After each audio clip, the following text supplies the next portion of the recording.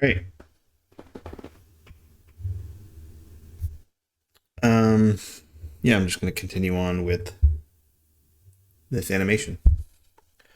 It's been a few days. How many days has it been? Has it been 5? It's been a long weekend.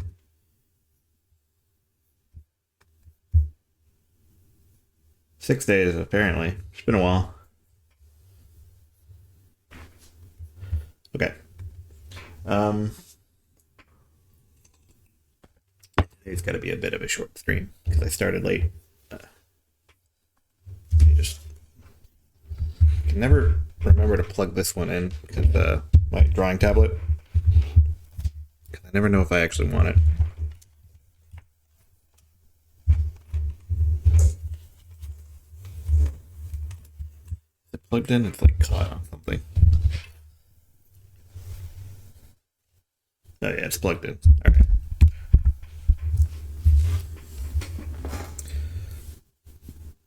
There's a few adjustments I want to make to this. I changed the base colors a bit. Um, which are still tentative, but just looking at it will help me like make more sense of it in my brain. Have it move around. There was a few things I picked out when I was looking at this when I was setting it up. So I think when I tend to rough out the shape of a hand here, I've got like, I don't know. It's this type of shape, but this is really looking like a flipper hand. So even maybe that might look better. Just having a real finger on it. Maybe adding another one is that makes it look too round again. But that kind of makes sense. And then holding it, the stick up on the other hand, I should have maybe a thumb supporting it because this is a little flat.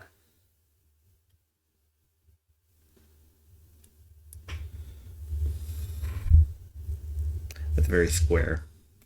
I don't like it like that.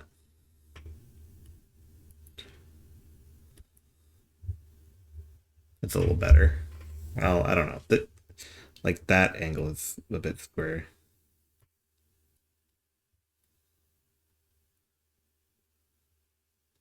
I don't like the shape of it.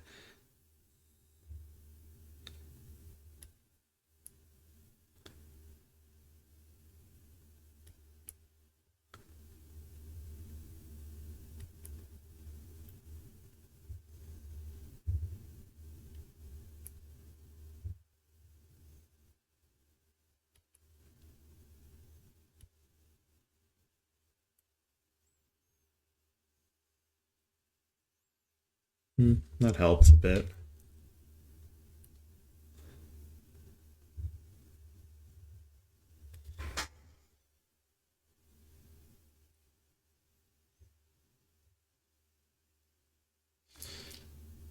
Do I have holding it right?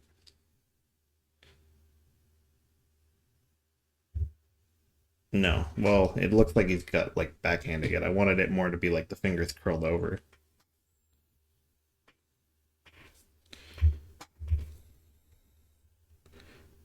So I guess you would see through it a bit.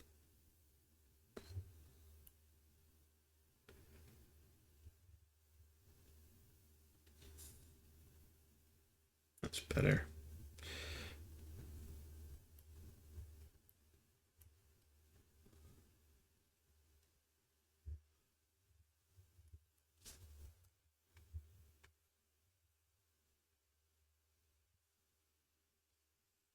Yeah, that makes more sense.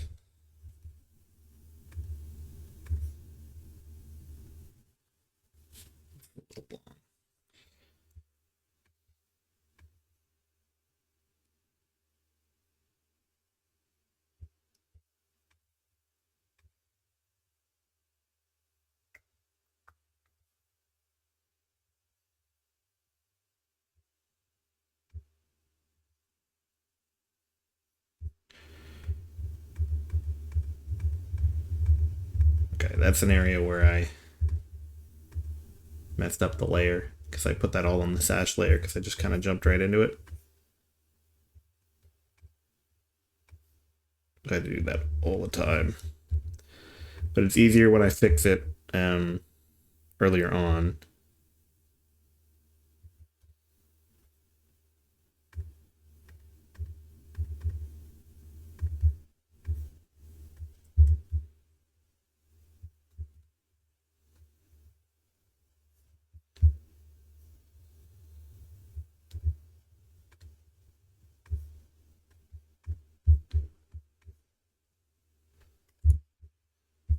Let's try to put that on the staff layer.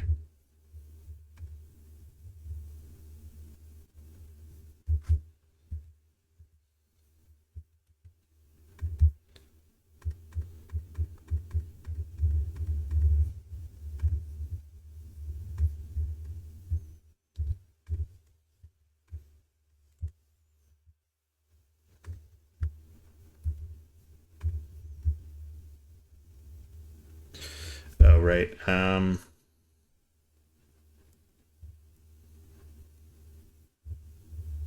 guess it doesn't show up because the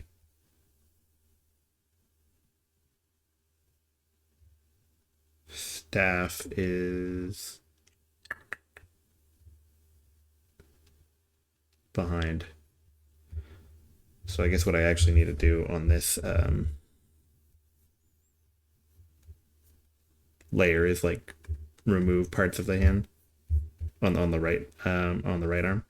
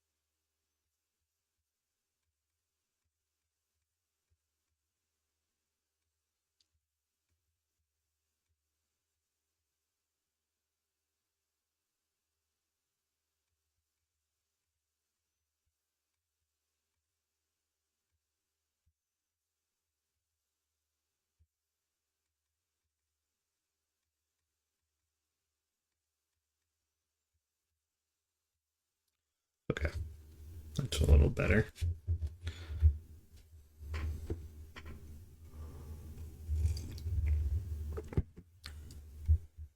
Let's see.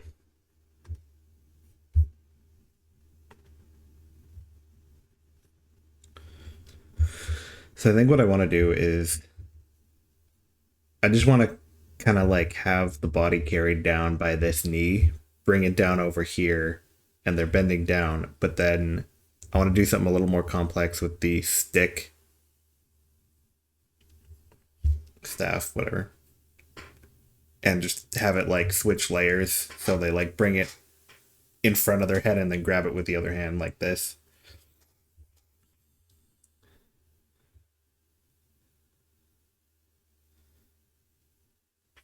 Which is going to require like a switching of layers. So if I just move the position around, it's not going to work. So I need to draw like part of the stick over in some frames.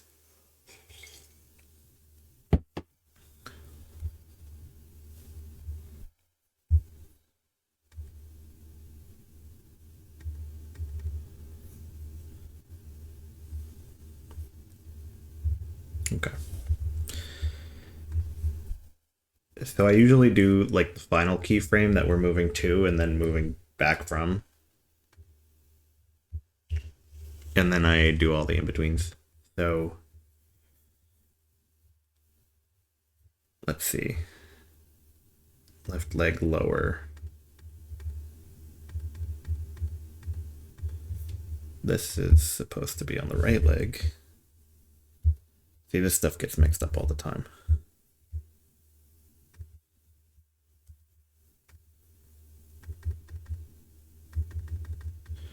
It's really the right leg upper that's carrying most of the body, and it's the point which is moving first, really. Or I'm leading with the knee.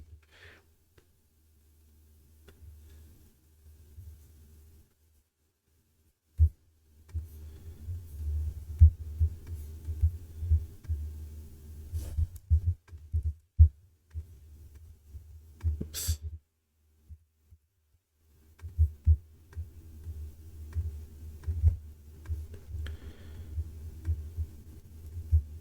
Keep grabbing the wrong one. All right. So then where do I want the knee to be? Maybe somewhere around here.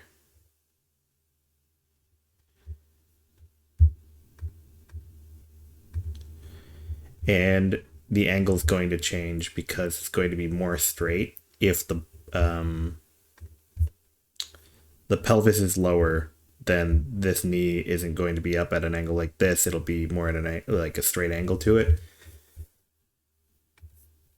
So that's when I start like trying to maintain the mass of it, but just moving stuff around where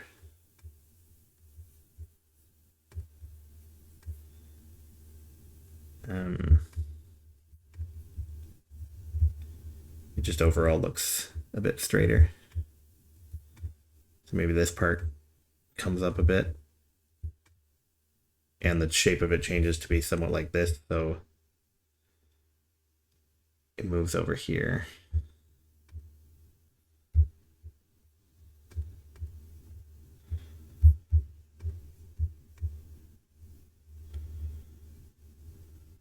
Okay.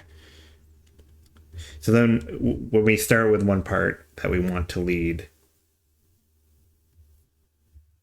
we can go to the next part and then see where everything follows from that. So if I keep the upper right leg, and then we want the lower right leg to change with it. So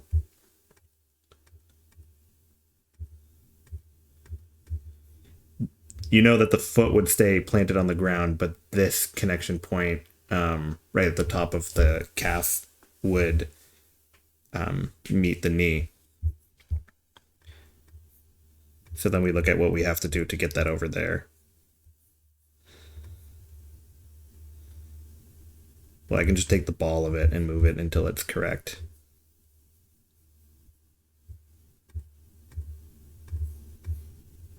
And then adjust from there.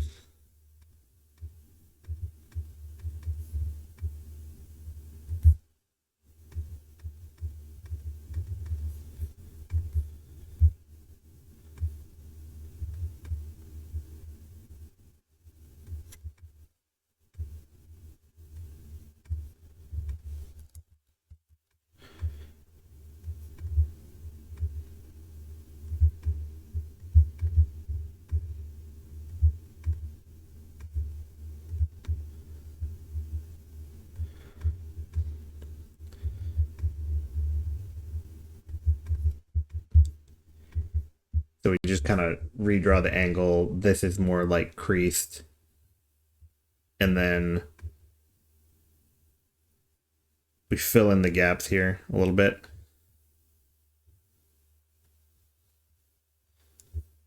And then we check out, like, does that make sense? And it does look like it stretches out a bit, so it's not ideal. The foot could shift, because that's just a thing that can be a little less static. Bringing this in a bit.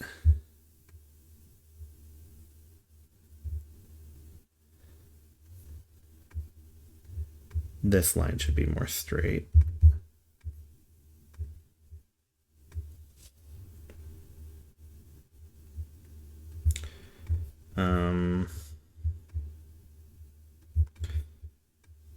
Let's see, if we lower that, it's still... Now might want, if this is like an armor plate over the boot, we might want it to pass over the knee here.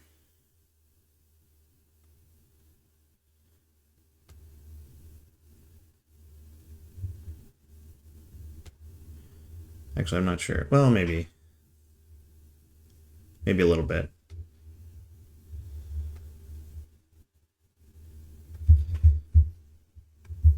Probably fill in this pixel.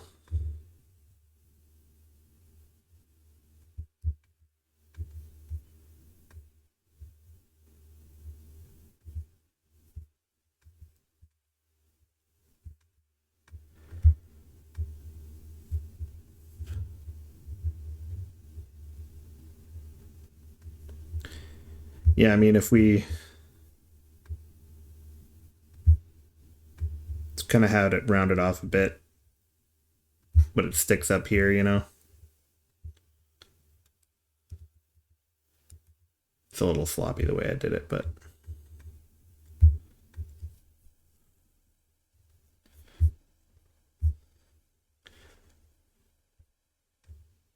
We can adjust that later. But for now, that kind of makes sense. And then I kind of like to check every piece I move. So now this leg is moving.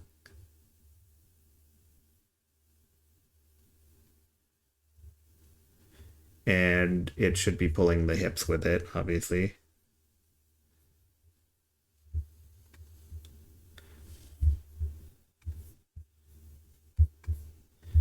Whether or not we need to change the shape of it at all is I need to mute myself. I'm hearing my own feedback. It's messing up my speaking. But yeah, whether or not we move or change the shape of it at all kind of depends on like where it ends up. Like if we change the shape of this leg, the shape of the hip area, pelvis area might change naturally anyway, just because these lines might change shape. So it doesn't super matter.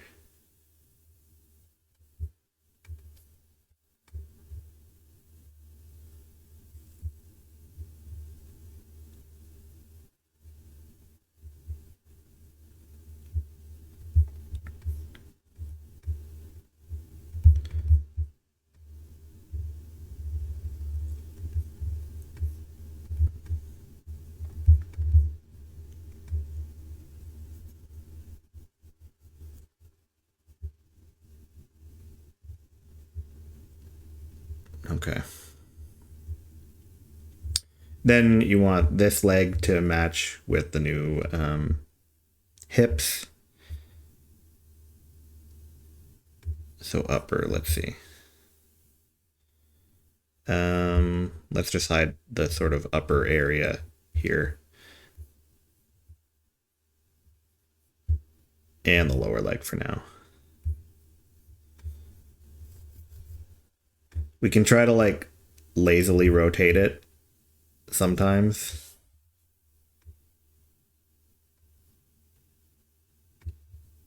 Like I always adjust after that, but just to see if the general shape works.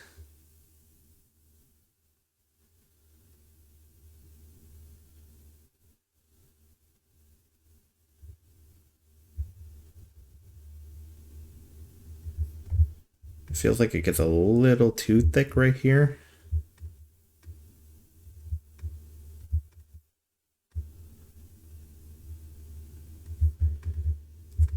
But we should fill out those extra pixels that sort of form a gap here.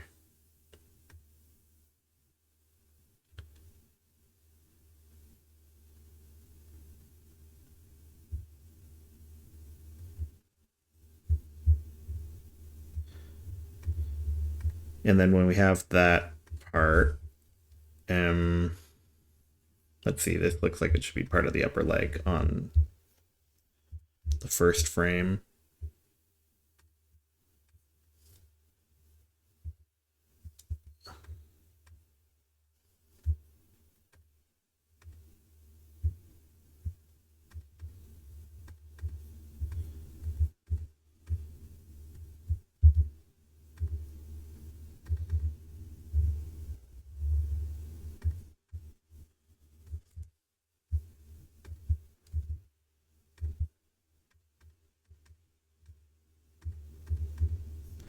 Yeah, this has ended up being part of the left leg, but it should really be part of the right lower leg. Maybe it is.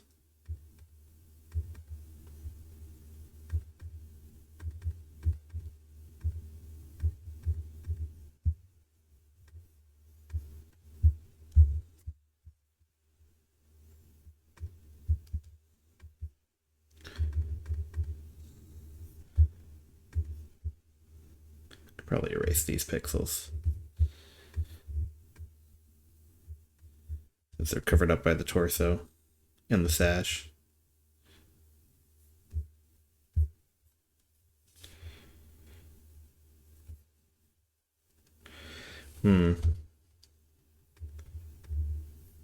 The torso should really connect here.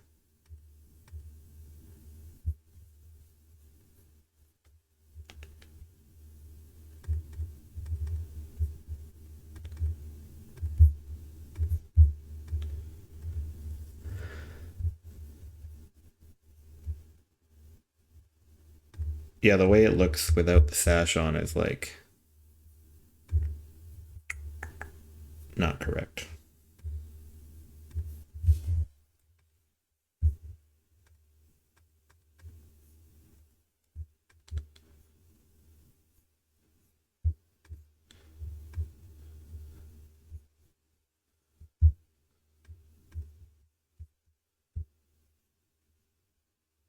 I mean, this is a little wonky, but it's kind of okay being covered up by the sash.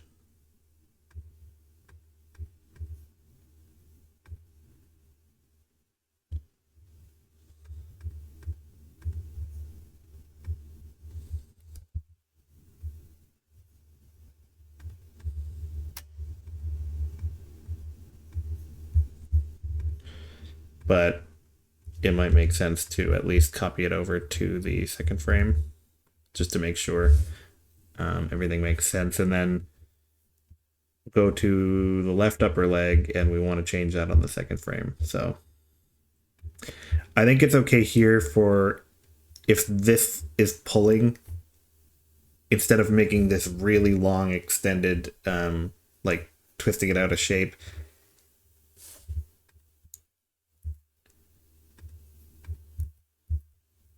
that the left lower leg can be pulled somewhat.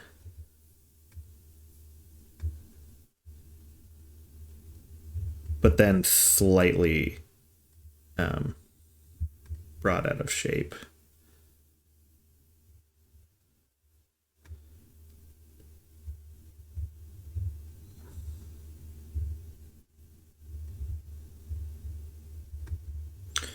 So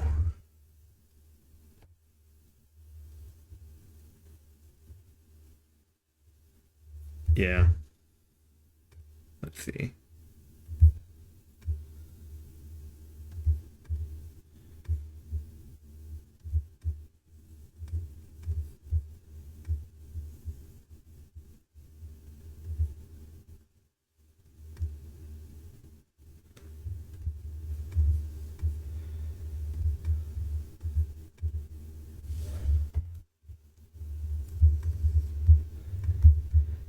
Making this less of a right angle, like sort of curving it out a bit, can give the impression of it somewhat flattening. Then bringing that armor back.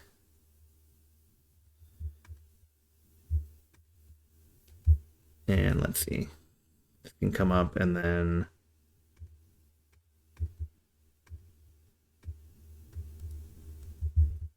I don't like that.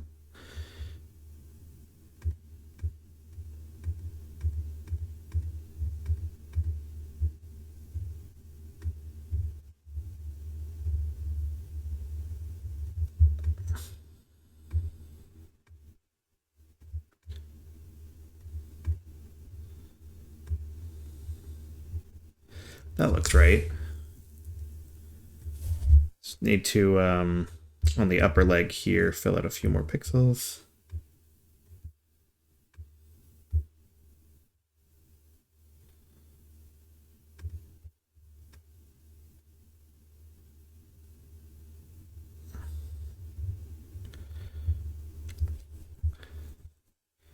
Okay, then on the second frame, the torso is going to come down.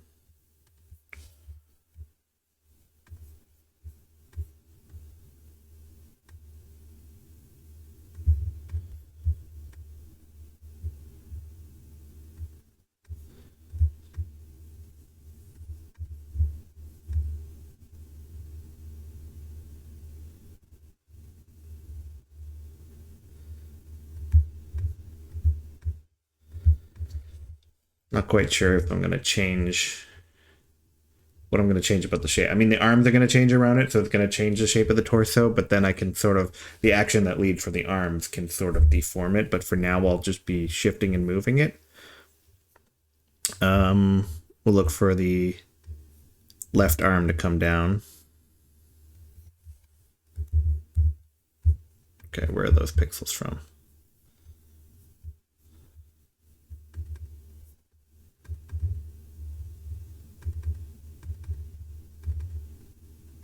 They're not on the left arm.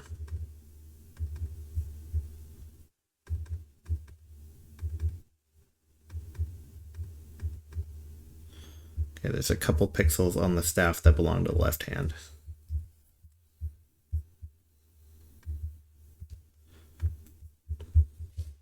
The issues with the pixels on the layers is not so bad if you're just drawing, but for animating it, every time I get mixed up, it's like, well, I'd be losing math if I lose those pixels.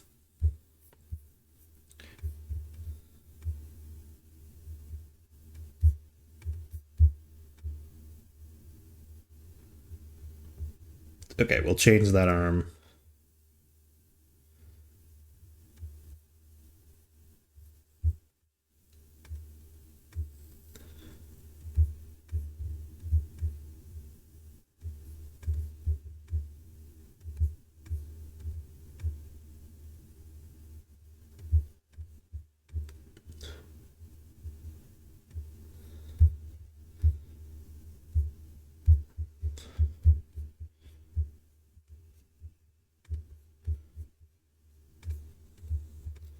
Move the right arm.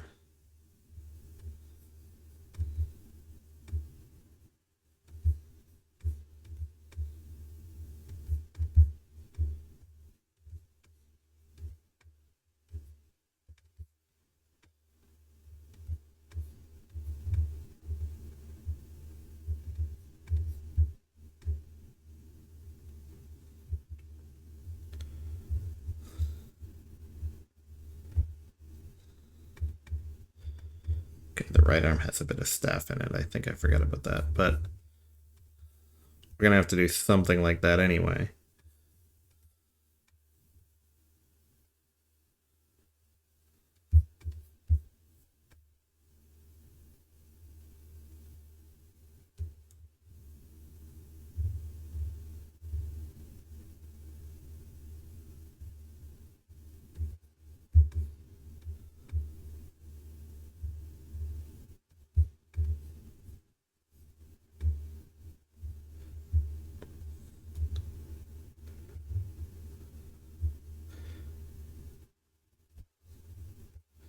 Okay, well, the whole position of that staff is going to change, but we'll deal with the head first.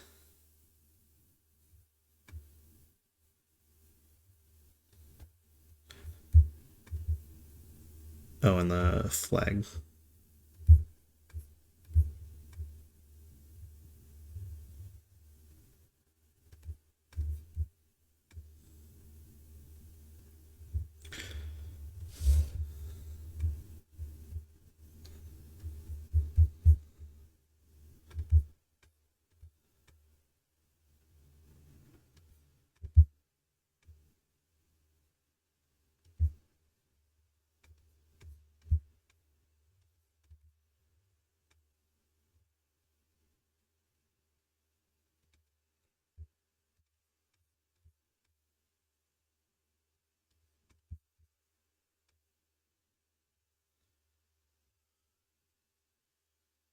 Right. So that's a start. I mean, we have now. So we sometimes you want multiple actions, or multiple origins of action originating from different parts. So right now, this is the action or originating from the knee.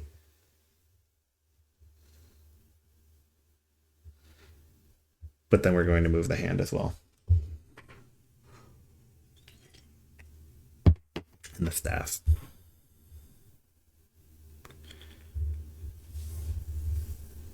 I mean, the action here, I guess, is originating from the arms, but the staff being something that you hold on to and it keeps everything stable and steady. I can lead that with the staff. So let's see here. I want to fix with the right arm.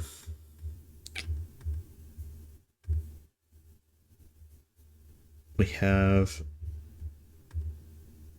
yeah, that much staff is just in the right arm. I don't think I want that. I mean, the whole staff is there. So I don't really need any of this, I guess. We'll see.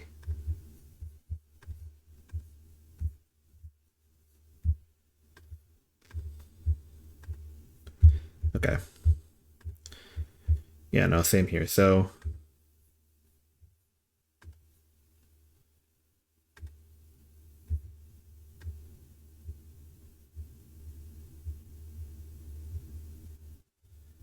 okay, I don't think I've moved the staff down far enough because now the hand is sliding. And that's not what we want.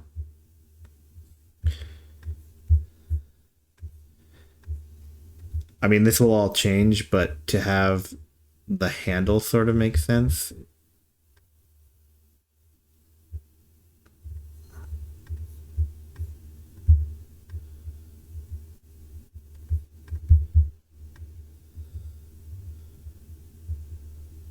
Okay, that's a little more steady and stable.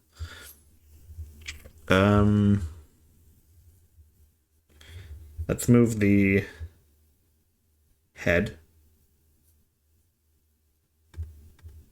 Or get rid of it for now. And we'll move starting with the staff, so.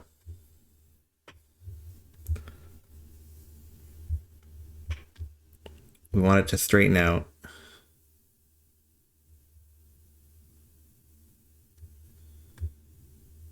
And maybe move like down here-ish.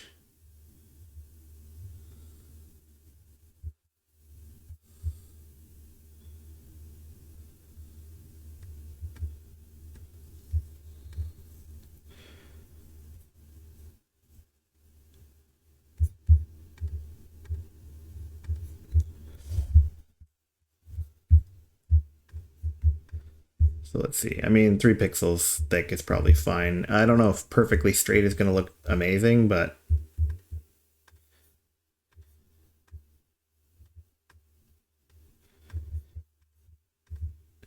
this kind of helps us get a sense of like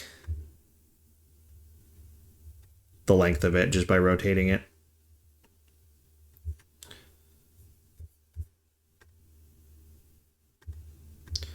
So I think what I'm going to do is have like a staff overlay layer that is going to have to follow the staff and be visible over top of certain other things on certain frames.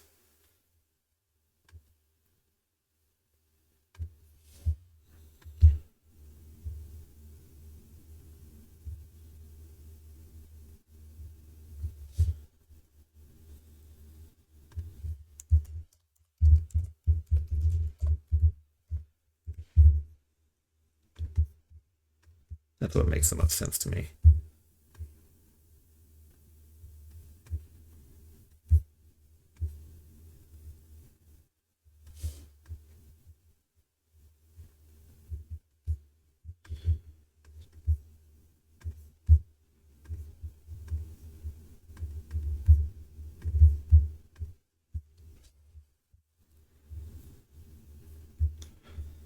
Okay.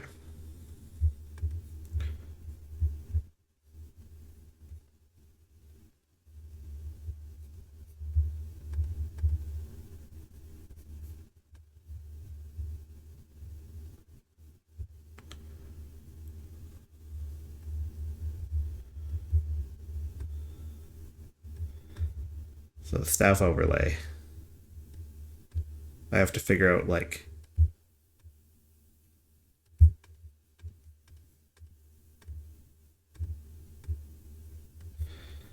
God, why is moving stuff around so annoying? I need to figure out how many different layers it goes over top of. So it wants to be over the torso, over the sash, over the legs is fine, but maybe under the left arm, or at least under the hand. Maybe the hand should have been a separate layer, but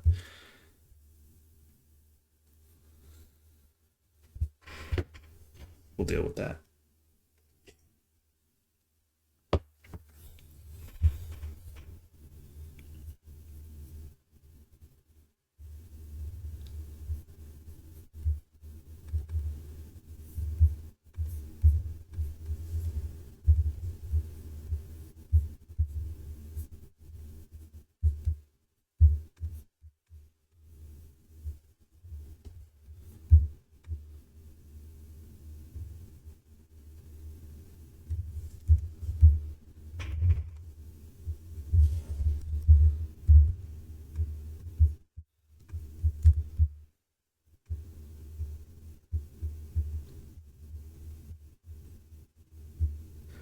Okay, we have another issue with just the sash and the torso need to move.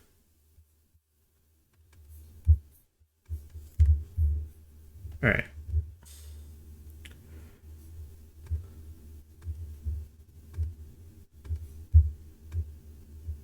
So right here, we're obviously not getting the sash moving with the torso.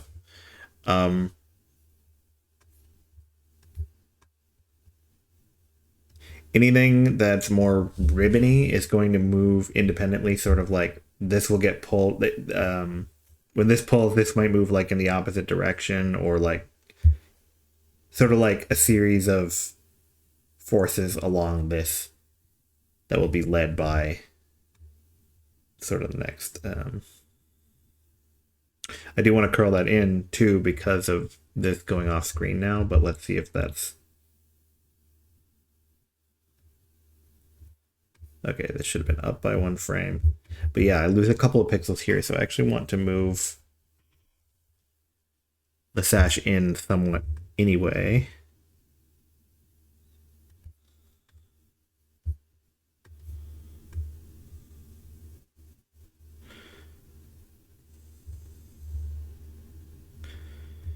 Because this connection point where the flag is coming down so much here, this will be pulled down and then the rest of it will be fairly straight.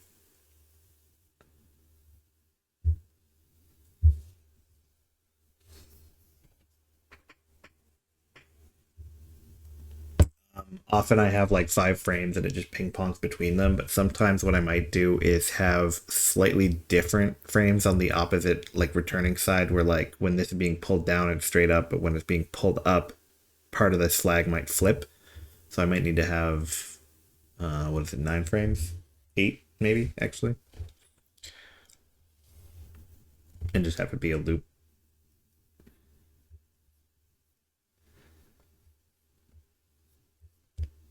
So let's see. It connects, let's say 1, 2, 3, 4, 5, 6 pixels of length from the top end of it. So we'll take that.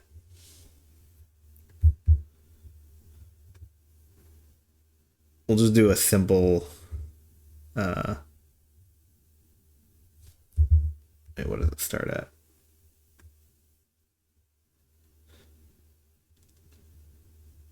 As close to 90 degrees as we can get. Okay, the staff flag.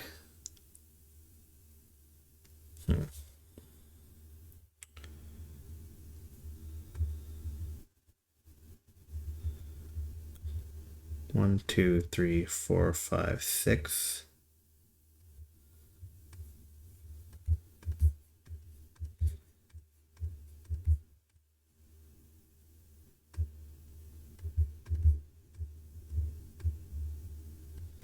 we have it over the overlay, what does it look like in this frame? I guess it doesn't get in the way.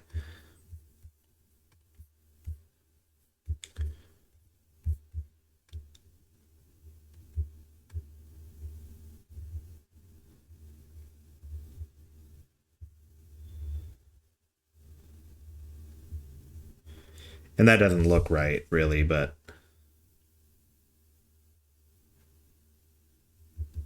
it's kind of to get it out of the way for right now.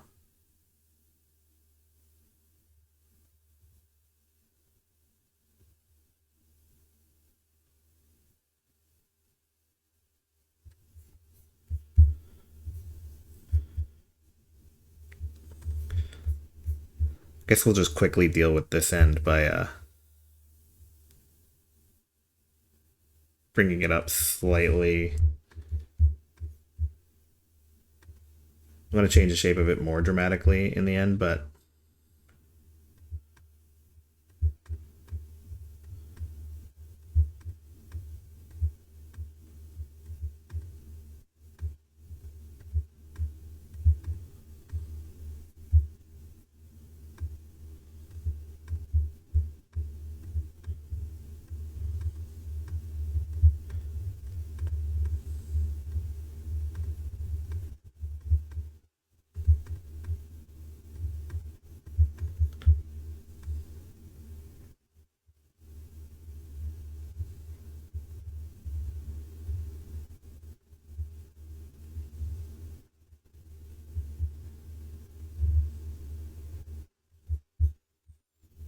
moving it that way kind of makes it look like it doesn't move very much at all compared to the rest of the body. I could have it flipped down on. I come into issues where I like the static sprite and the shape of the silhouette of the idle, like pose, the sort of root pose of it, but it would make sense for it to like flip down a bit when it comes up.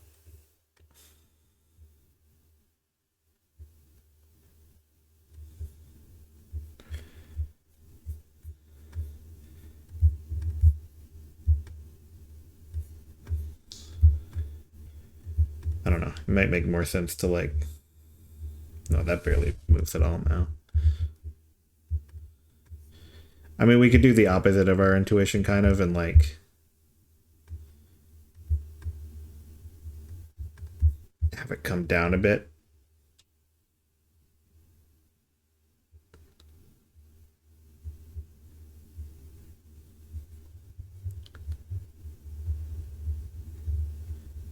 It's a pretty minor part of the sprite, so I mean, we want to have movement,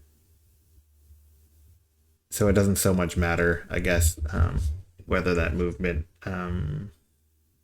these flappy parts should move opposite of where they're being pulled from and sort of drag in the wind, but we want to have visual movement, so a little bit of that where it doesn't quite make sense could be wind, it could be like anything. It's not being pulled just by the forces of the character moving it.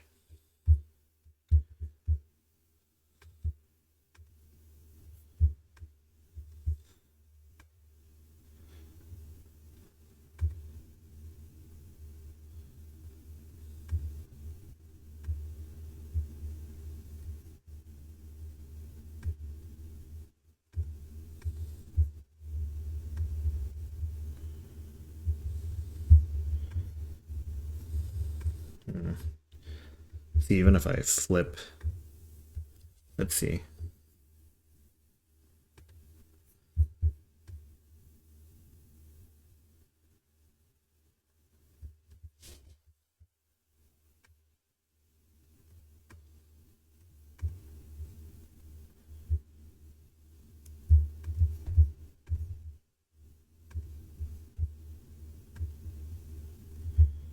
No, that's a little bit much. That's tough. Now it sort of snakes a bit.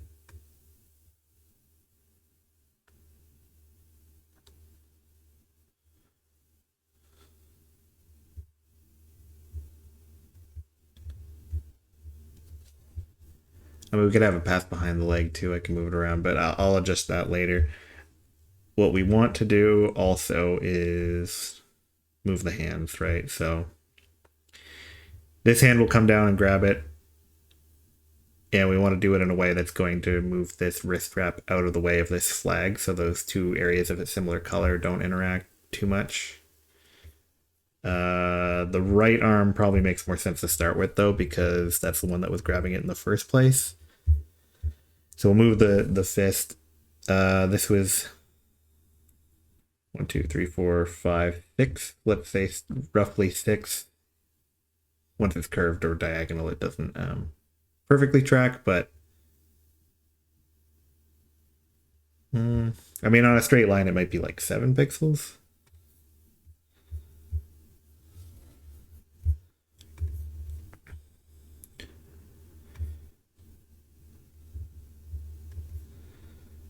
So let's see.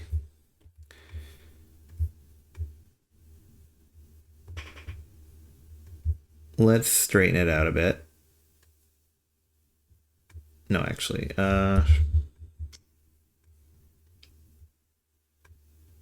straighten out only the hand.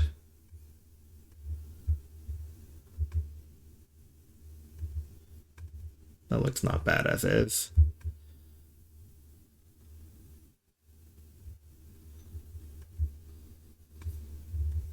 Let's just put this aside for now. 1, 2, 3, 4, 5, 6, 7. That hand looks right. Okay. And then this, I guess we could like try to flip it vertically and work from there because it's the arm going down.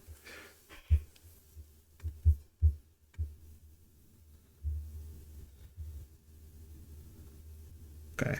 So we want the wrist to connect to there, but we want this part of the arm to connect to the shoulder where it used to. So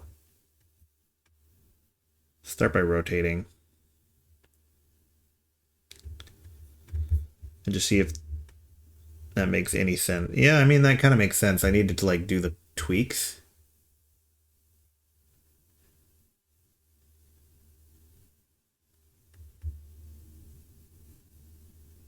Okay. The right arm is always over the staff. So first of all, well, it's not over the staff overlay, I guess.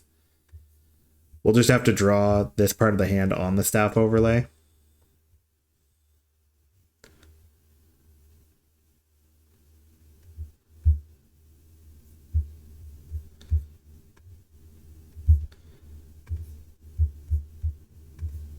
This part of the right arm is gone.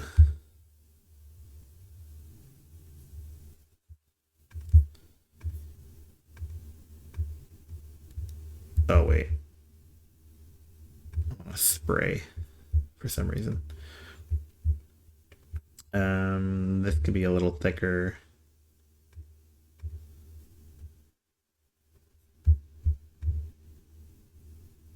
Okay. Kind of makes sense, I suppose.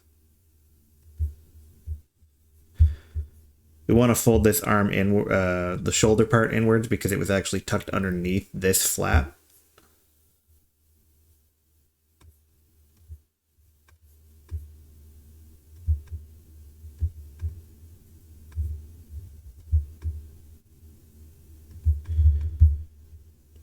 So we're gonna erase that, but then you want to give the arm a bit of bulk, so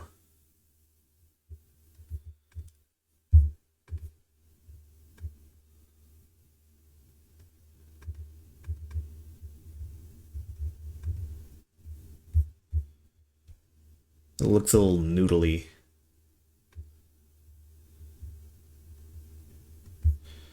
So I think it's like the whole elbow that needs to come in, really.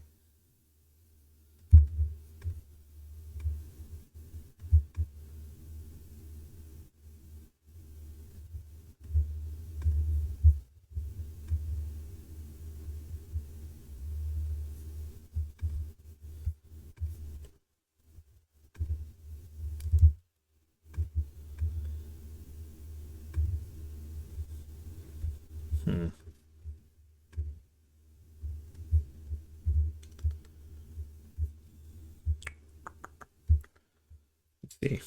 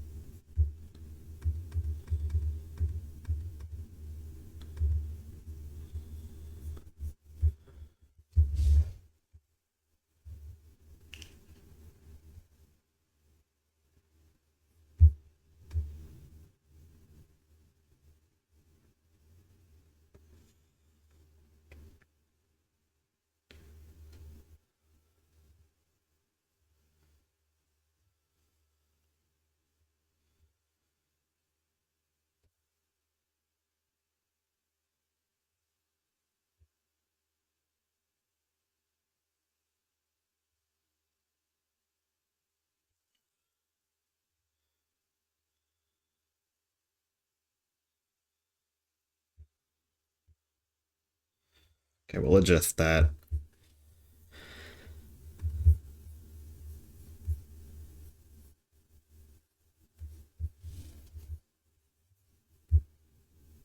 I think we want to like basically erase the hand here and redraw it as more of a fifth, like on the right.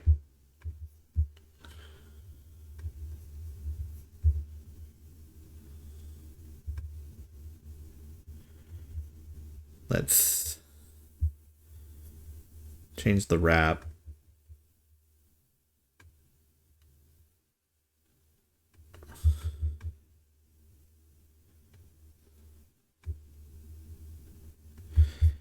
And on the overlay, we'll have a bit of that too.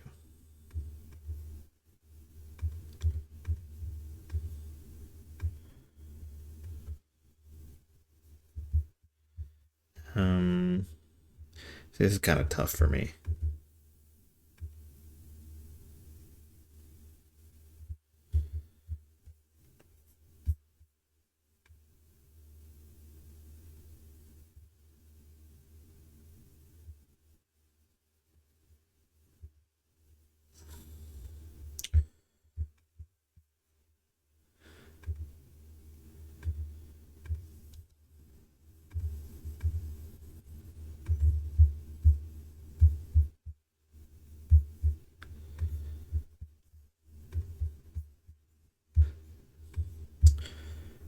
Yeah, I think the fist is a little too wide.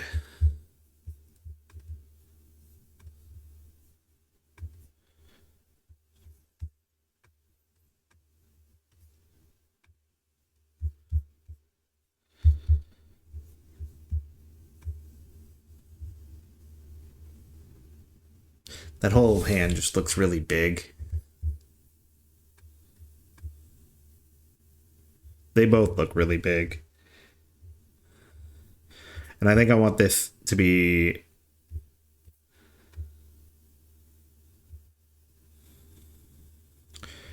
I think we preserve some sense of the sense of scale of the staff, but I think it still looks a little too short.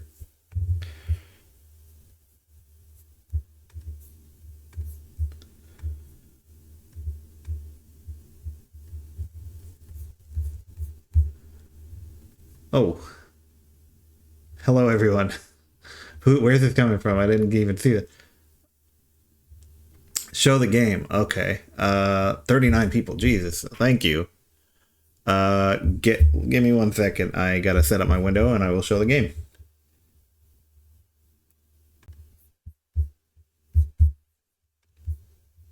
Right now I'm just making pixel art, making a new animation.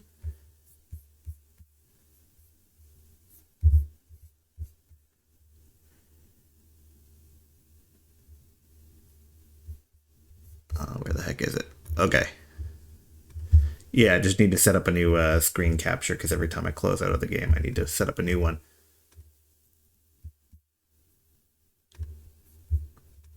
Okay.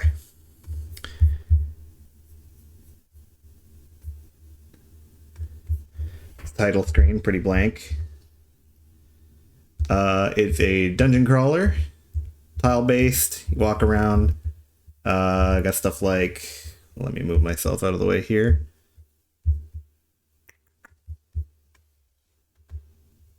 Yeah. Okay. Treasure. I forgot to put more than 0 potions in that chest, but you got spike traps. Oh, I ended up on a random encounter. But this is what I really have worked on the most. So right now I've got it spawned in with like everybody has the maximum number of minions summoned. You can summon minions.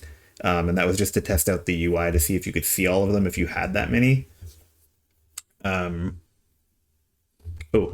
Just a second. I'm not showing in full screen. Thank you for the follow, everybody. Let me check. Foolbox and Boolean. Thank you very much. Yeah, I'll have this fixed in just a second here. There, yeah, now we can see the whole thing. Thank you, Brainoid Games, for the follow. Yeah, so it's a turn-based game, kind of like a JRPG style. I've got these characters here. These are characters that like you could encounter on the opposite side, these enemies, and you recruit them. Thanks, Nick B. Dog, for the follow. This is awesome.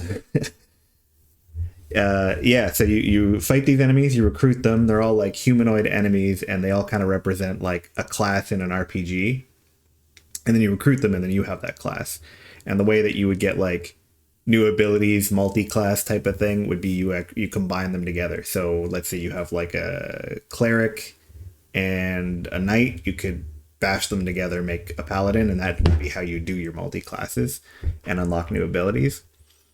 I have a lot of the UI for the battle system done. So like, once again, I need to move myself out of the way here.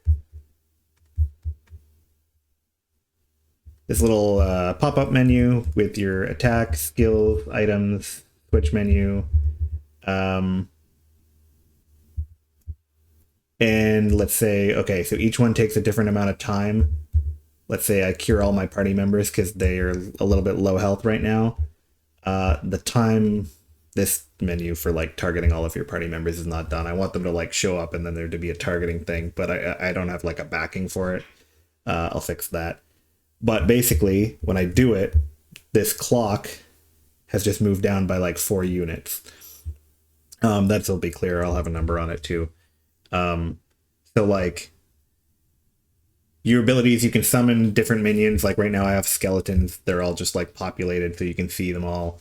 They would have like passive abilities like a chance to, I think right now I have them set to have a chance to inflict fear. This is why this druid is shaking right here. It was just my quick little animation to show they're scared. Oh, the knight too. I'm going to have something more obvious than that. But it was my way, these minions that you summon, of making status effects sort of more viable than they can be in some RPGs. So like, let's say you play a Final Fantasy game, you have like a sleep spell, but they don't let you use it on a boss. You're not going to make a sleep build. Thanks, IRADDev, for the follow. Because, you know, they don't let you use it on a boss, and then on normal enemies, you can just like attack normally and get through most encounters. So I want tough normal encounters. Thank you, Tricky Lady, for the follow.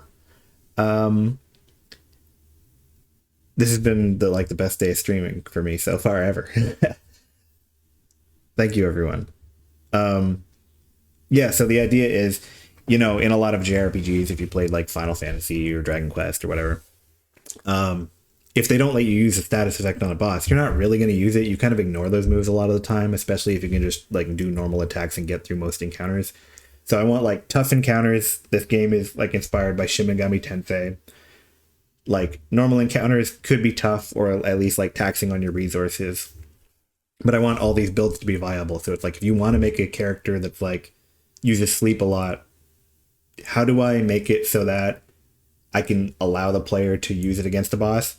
The minions were my solution to that. So instead of having a move that has like a 30% chance to sleep and you use it on a boss, and then a third of the time the encounter is trivialized, instead of that, I want to make you work towards it. So you'll summon a bunch of minions that will possibly put the enemy to sleep.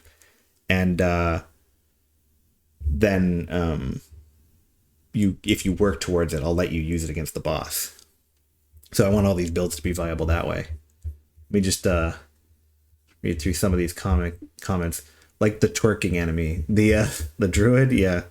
I wanted them to kind of I drew them in like sort of like started in like a cross-legged, almost like meditative pose, but they weren't like fully cross-legged. And then I just kind of was like, what if they're just like floating in the air and their animation is just them kind of like moving around and kind of floating around. But people have mentioned to me that it's a bit suggestive, and I see it. But that's not a bad. I mean, you know, you look at some of the enemies in Shin Megami Tensei, and that's what I'm inspired by. And I'm like, they can be a bit, you know, it's fine. People like that.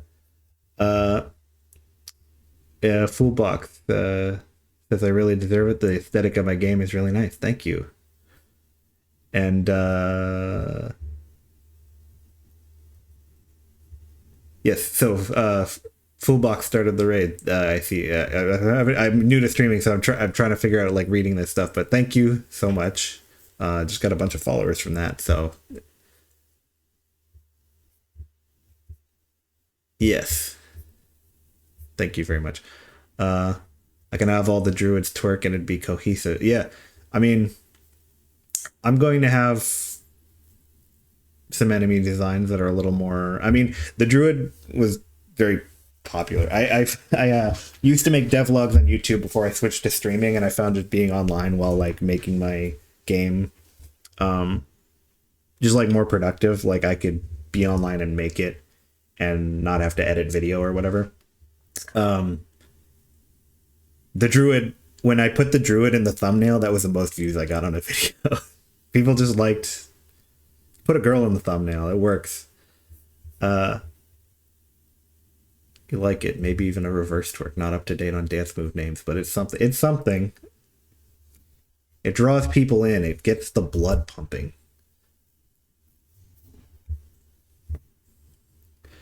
Yeah, so what else I got here? Oh, I got, you know, you can switch party members. This should be blocked. All the ones that say hello are just non-party members. I should have it like blocked off, but you can switch. There's a rogue that doesn't have a sprite yet. And then items menu that you can scroll through. These are all fake items right now. They're not implemented. Like I got, what do I got? Pokeball. They're not real. So anyway, some of these menus are just like blocked out as like functional. And I'll work on the graphics a little more. Let me run away. Oh yeah, the spike traps do work. I just happened to get a random encounter right when I walked on them. But got a kind of shitty pause menu, but it actually did damage to all my party members. And oh, you know what? Let me just in my code switch something up so that I don't get random encounters for a little bit, because I want to show off another thing just for the outside of battle. Something I want to make the game a little more unique. Here, I'll just set the encounter rate to 0. Unlike some other like tile-based dungeon crawler, I'm sure there's some that do this, but I wanted to have a bit of verticality, so you can explore the map a bit more. So you can crouch, you can kind of go through, I don't know what that visual flicker is. I'll have to work that out. But you can like maybe find hidden areas. I might have these covered up with like a trap door of some kind, and there might be, I want lots of like nooks and crannies to be able to look through.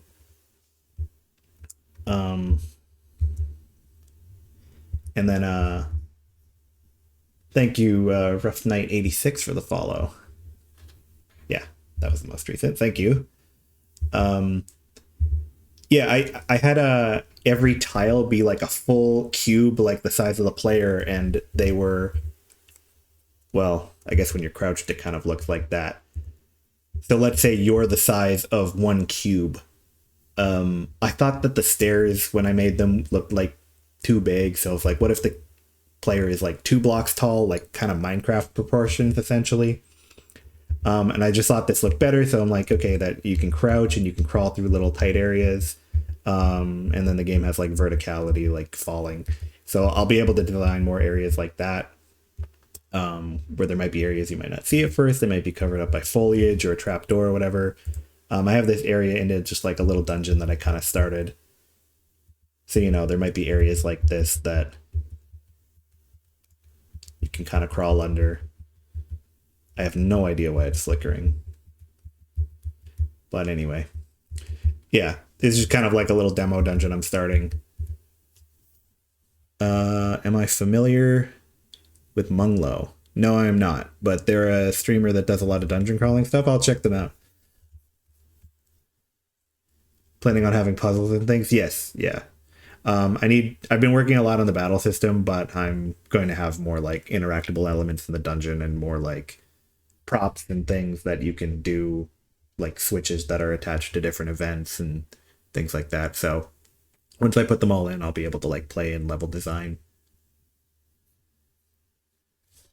But yep, puzzles, just more like areas that you can navigate. Like here, my idea for this is kind of a roughed out like first level type of thing, but the idea was like having early areas that show that you can move around like this. So like once you drop off here, you have no choice but to crouch under here, and that'll teach the player early that you can do that. Also having the ledges over there like that, where like you can walk down the stairs, but you can like quickly drop off of them, and then it teaches you that you can fall.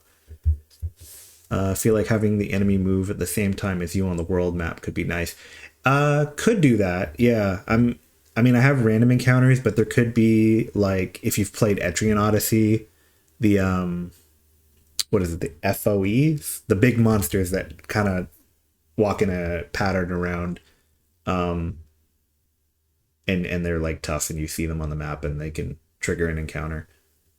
It could be, I mean, it could be every enemy. It could be the type of game where you see enemies on the map and you can avoid them or not. That'd probably require like bigger areas. Although, I mean, a tight space like this, if I put an enemy in it, it's like, okay, you kind of have to fight it. Like you might not be able to get around it, but it might be a weaker one. And then maybe in bigger areas, some that you can avoid that are tougher. But I do like the FOEs and Etrian Odyssey. The question is like, if I do that, do I want them all to be like mini bosses? And also like, how do I want to implement it? Because all of my sprites in battle are like 2D, but you'd want to make something in like 3-dimensional space. So do I do a model for it or what? It could be like, you know, Persona, where like you have a model that's like non-specific, like it's an enemy, but you don't know what type until you bump into it, something like that. So yeah, I'm considering that as well.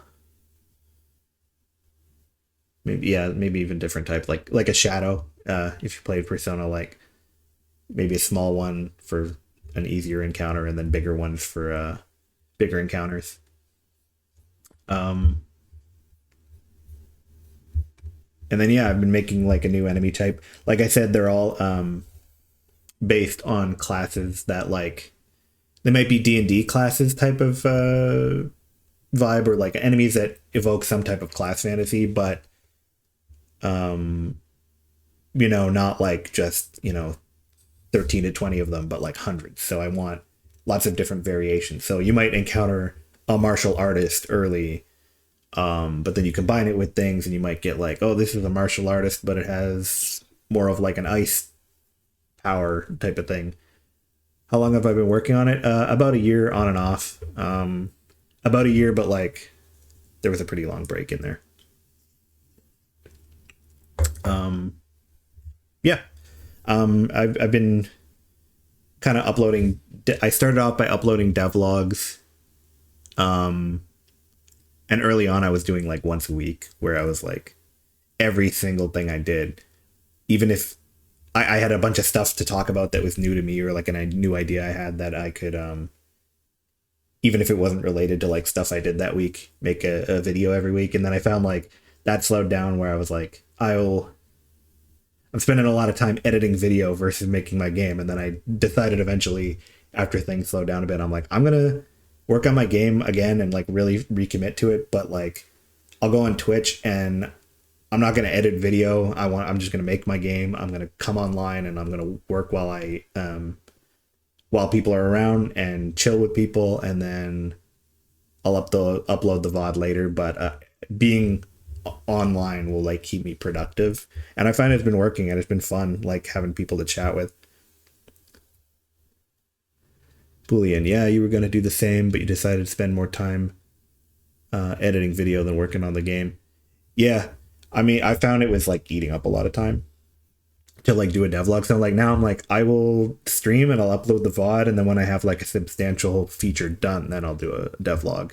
Because I found after that initial like every new idea I had for the game, I was like in the devlog, I'll be like, hey, I did this little thing, but I also have this idea and I want to talk about it. And eventually it was like you got to spend more time like making features where you don't have like a finished thing to talk about. You can talk about like, yeah, I was working on this week, but it's the same as last week, you know? So that I felt was more suited for just like, I'm here all the time, I'm chilling, hanging out while I'm making my game. And, you know, when something's done, then I'll talk about it on YouTube or on, I write it up and I put it on Tumblr too. Because I find like there's a pretty good community of like just people making stuff. It's not very active on Tumblr, but I like to follow just like blogs of pixel artists and people making things.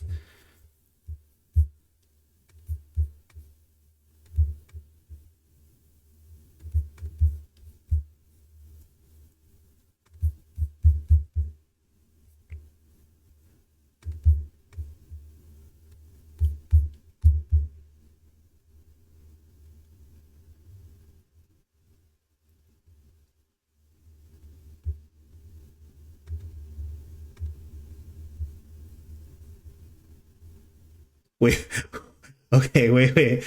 You said on Tumblr. I thought that was dead since they slapped down on porn. And it gave me the option to show that message or not. Like, am I permitting the term? And the term that it was questioning me on was not porn, it was slapped. I have now added the permitted term slapped to my chat. So go nuts. Say slapped all you want. Yeah, no, I don't know. I mean, I don't really. I thought they re-allowed that. Maybe it's not allowed, but you see stuff. Um, it's pretty dead on there, to be honest. Like, there's a few people that I follow and follow me, and like it's. I started just like blogging devlogs, and then I was like, because I just wanted to write it up, and I found there's a lot of like small creators just making stuff, and it's like cool. Thumbs up, guy. Like you're making stuff. Blue Sky too, actually. I like, I don't know, just the vibe of like a chill, small like community of people, or like you can check in on them and it's like, hey, you kept going with the thing you were making. I checked that out a month ago and you are making progress, and that's cool.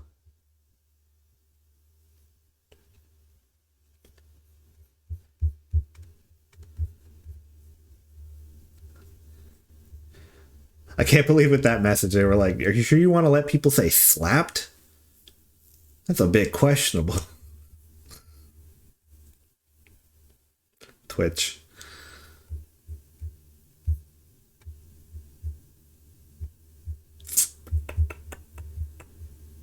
The hands look a little big on this.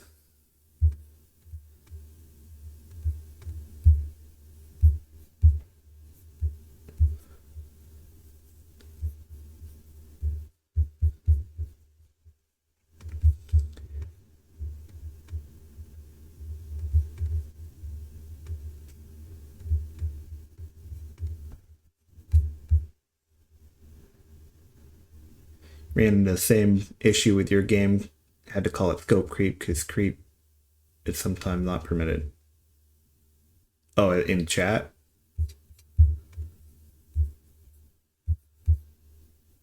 What kind of game are you making?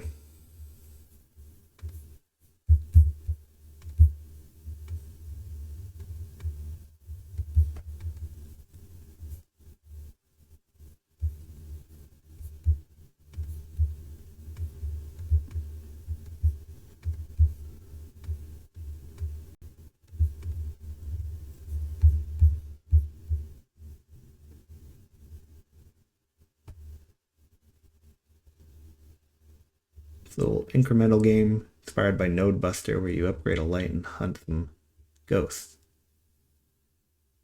Node Buster. What's Node Buster?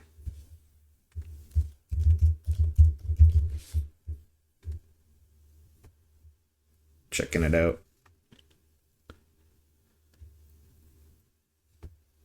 Okay, cool.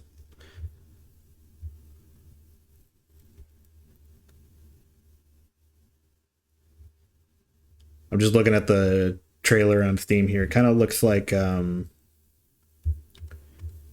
going around and blowing stuff up, and then you get your upgrades. It kind of reminds me of like Vampire Survivors type of thing, but like with more just like abstract shapes. Is that kind of what?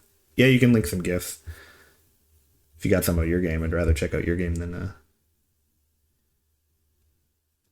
Let me pull up a browser, and I'll show it off too.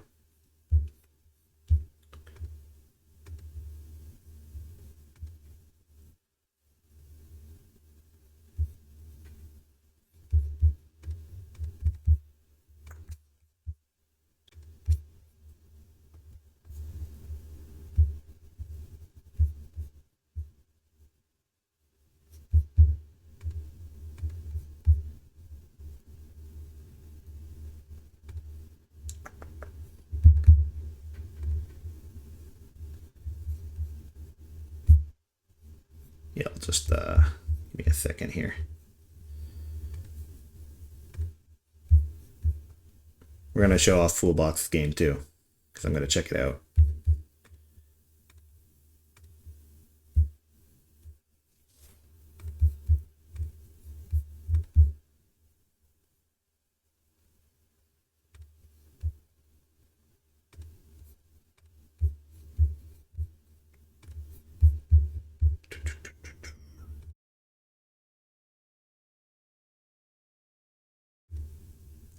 That was just the Chrome. Which one was I showing myself in Chrome? There we go. Wait, let me open them in order. These.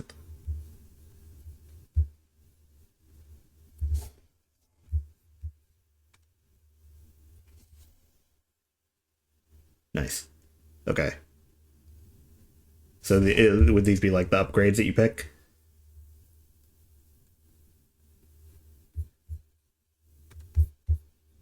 And then, nice. Yeah, okay. Now I see it. Kind of reminds me of, I like webs of upgrades. It reminds me of like the Sphere Grid or like Path of Exile. I haven't played Path of Exile, but it reminds me of it.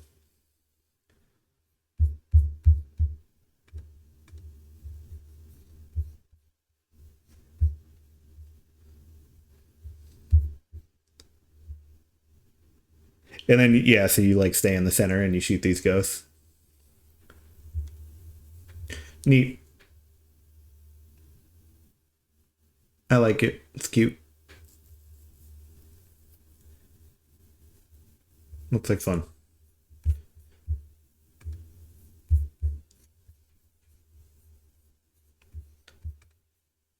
Is that playable somewhere?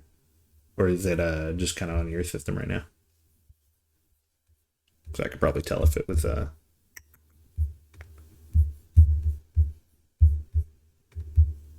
it's probably on your Blue Sky, wasn't it? Every time somebody talks about a huge skill tree, they talk about Path of Exile. Yeah, it's such a like touch point like in the gaming culture that like I said, I didn't play Path of Exile. Yeah, I'm really into like turn-based JRPG type games. I would like all of those games. I know I would, but I just haven't played a lot of like action RPGs in the like Diablo Path of Exile type of style.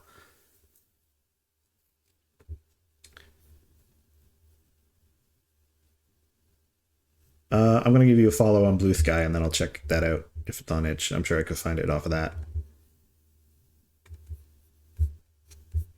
Wait, did I close my?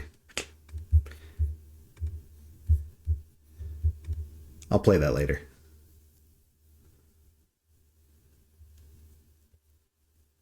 Nick, you've played too much Path of Exile. Should I get into it? If I'm gonna get into one of those games, I know people love to complain about Diablo. I played a little bit of it, and I'm like, I'm not that deep into it. I'm just having fun. Like, is Path of Exile the one to play?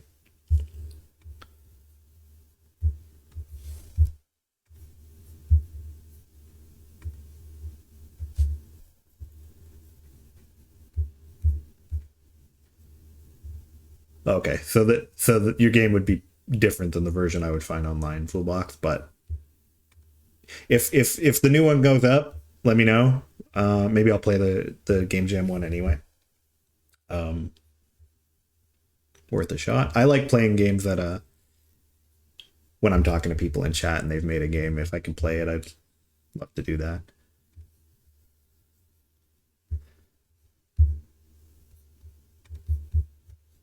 All right, let's see. What am I? I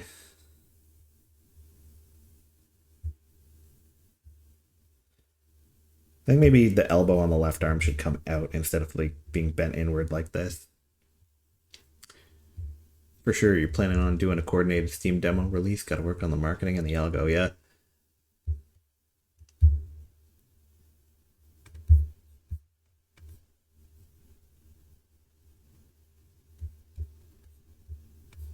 Oh, what was that?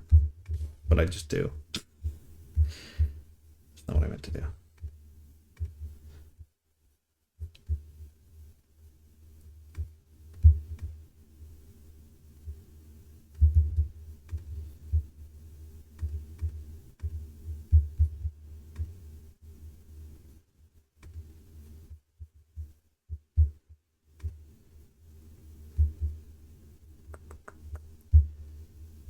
Left arm. Where's the left arm?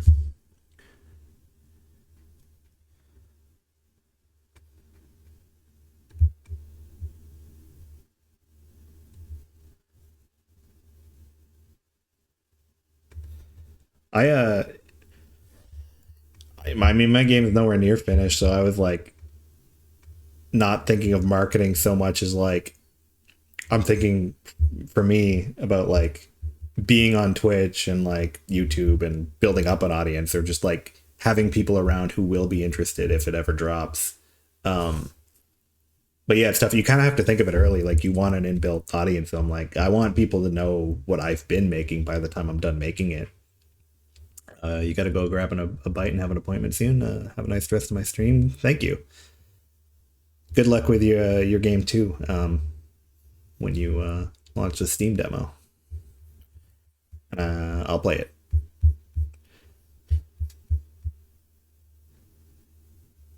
Have a good rest of your day. That arm looks way too straight. I want like.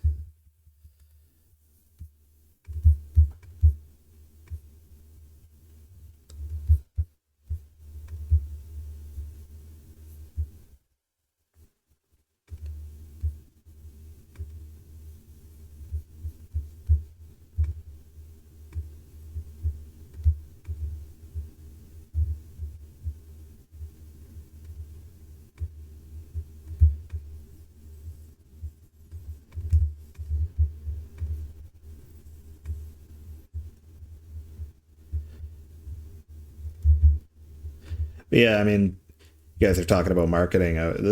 What I'm trying to do is having like people know what my game is by the time it's done, but like you can't think of like marketing when you're as early in the game as I am, and and I don't think of it as like marketing because I'm not selling anything. But it is a weird thing of like you got to be like grinding, if anybody is ever gonna know that you're making a game. And I did have whatever followers I have on social media and whatever, but I had a chance to. I saw an open call for like an RPG zine, or it was like a company that makes zines of all sorts of things, and they had like a month where they were doing RPGs, and I had like the like super prototype version of it. Like I just put a screenshot and I'm like, I'm making a game, and they accepted it. It's like some company from Ireland, I guess. So I was in there. I don't know if anybody found out about it through that, but they like contacted me and they're like, hey, it's in like the next issue. So that was really cool. That was like a cool early example of like just kind of interacting with like a larger community and like trying to like do a little bit of marketing for my game. It was fun. It was like a little boost to like my confidence in it.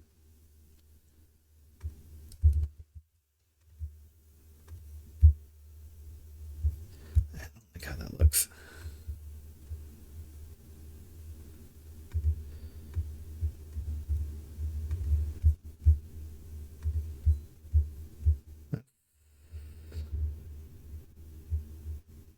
A little better, I guess. Let me move the wrap out of the way.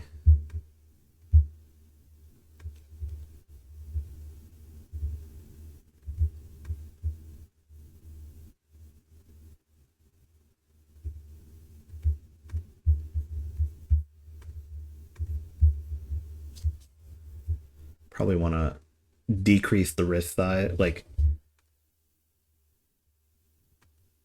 maybe like that much would be appropriate, but like first of all, I think some of the wrist is like here. And I only want the overlay to be on the staff itself. This whole thing looks like it's just getting bigger, which is not really what I want. But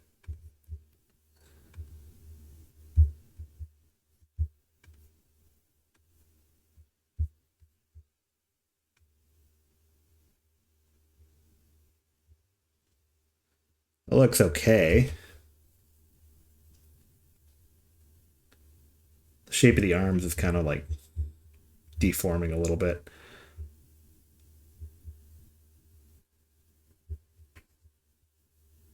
It's a decent start.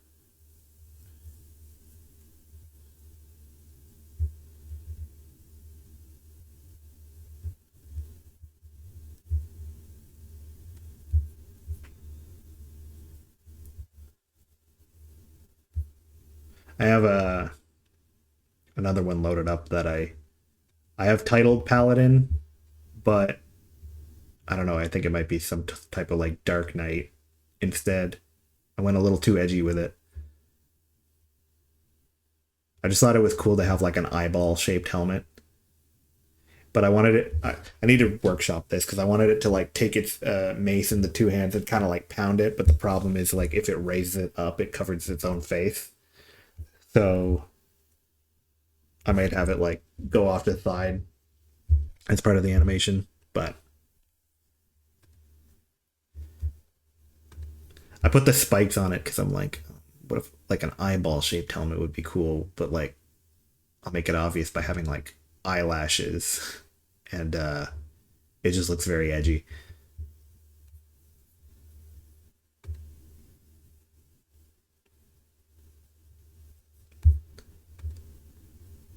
Let me see if I can find.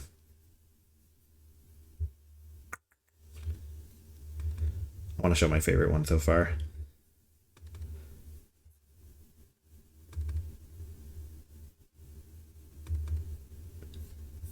The cleric is in like a giant platypus pelt. And the reason for that is that I imagine the sort of version of a church, I guess, or some temple in the game is there'd be like a religion in it that sort of worships the concept of fusion itself. Because like, and that ties into the plot, like you're fusing your characters together, and I wanted there to be some sort of like religious authority enforcing that because you're doing it to your party member. I wanted them to be like, I want it to be a little bit like sinister, a little bit like enforced behavior in a sort of way. So the idea that like why would your party members like agree to do this? I thought like of the idea of it being sort of like religiously motivated or pushed, and So the sort of holy figures in this church would be like animals that they perceive as being fused in a sense. Like Chimera would be like, and other mythological creatures that are made of parts of multiple creatures would be like very important, like religious figures in a sense. And I thought it'd be funny if like the platypus was sort of like a lesser deity. So this is my version of the cleric, and they're dressed like a platypus.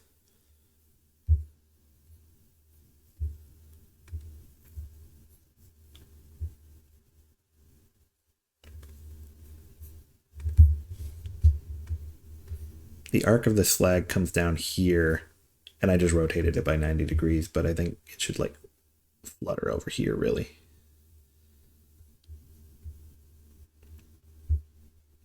I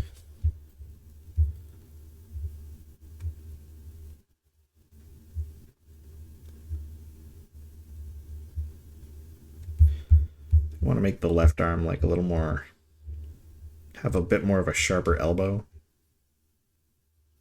or for the elbow to be held more at a like a 90-degree angle.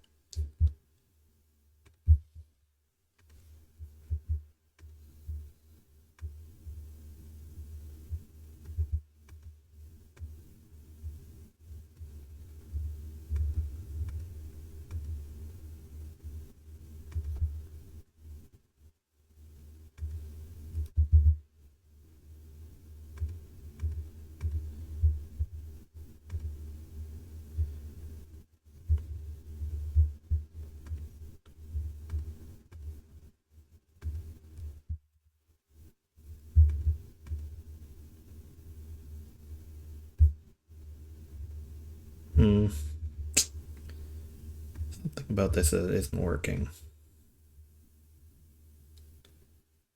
It's maybe a little.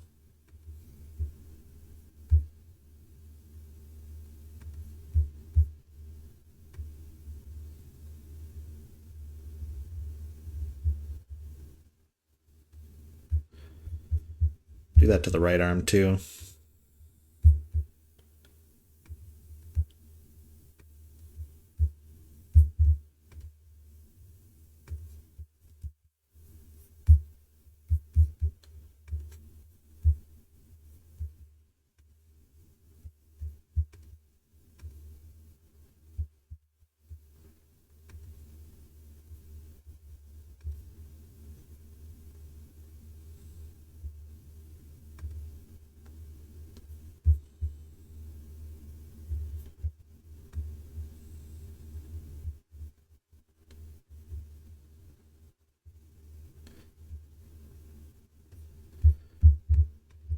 Change this up a bit, and I think it looks a little better that way.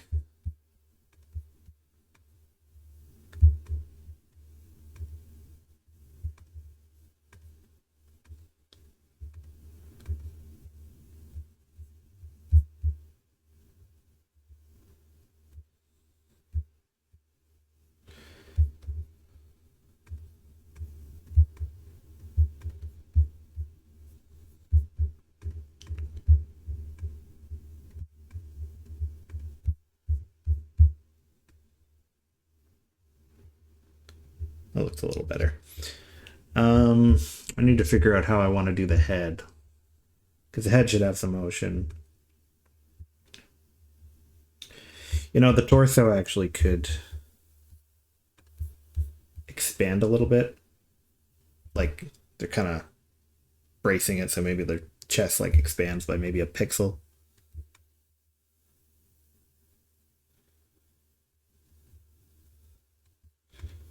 Maybe that much.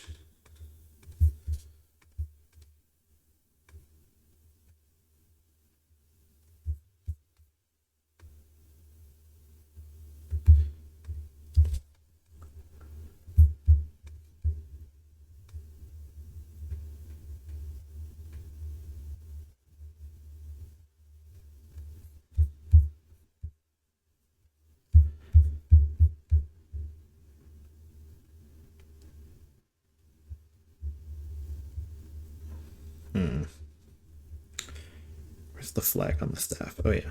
Okay.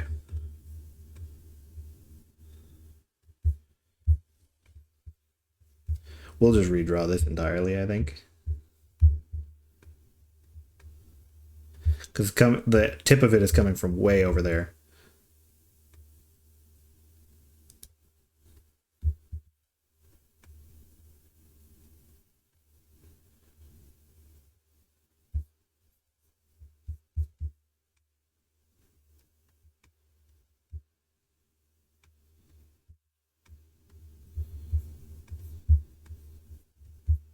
Oh wait, I drew that on the torso. Great.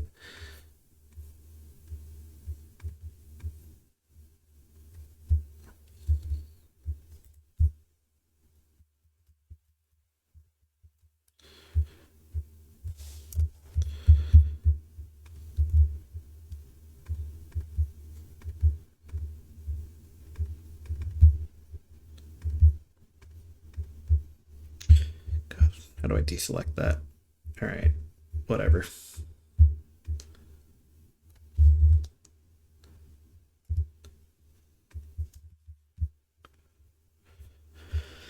Should probably use my pen for like a more natural type of coming down from here. It shouldn't be that long, so maybe it should be like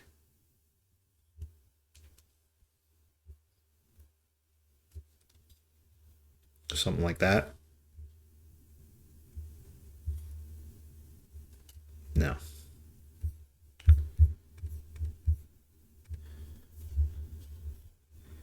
All right.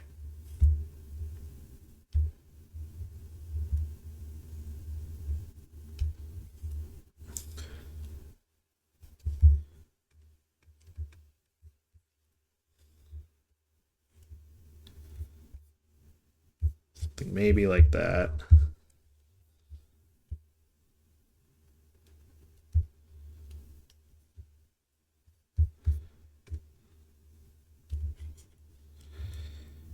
God. Keeps messing with the layer that I'm drawing on. Okay.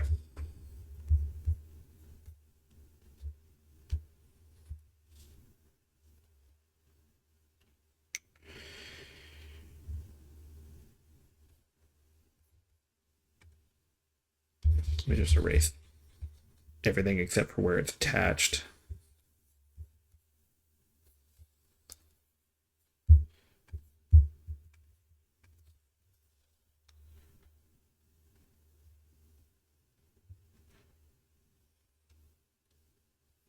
So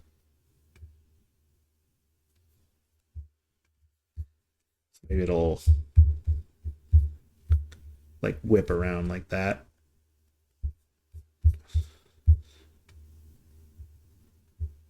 That kind of makes sense.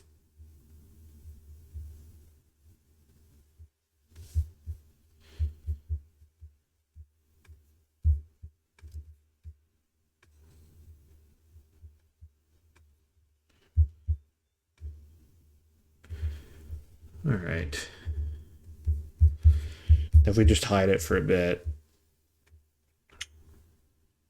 I want to know if this wrist wrap makes sense. So it brings his arm down like that. It's kind of a fast kind of whipping motion. I mean, my animation's all like play slow, but I could probably redraw them here.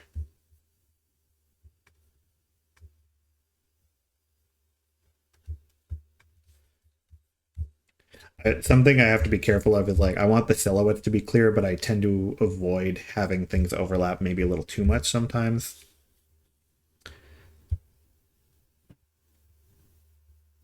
But having things cross over in certain frames is totally fine.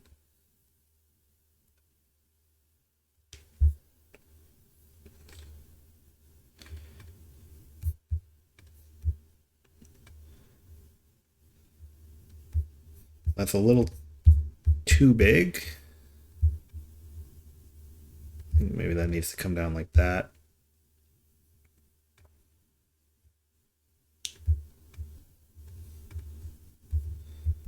That looks a little better.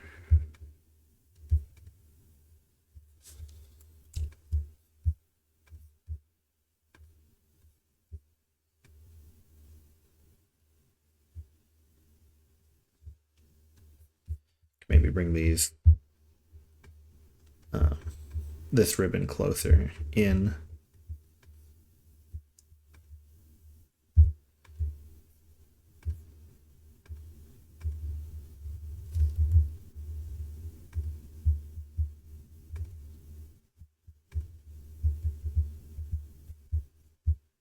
And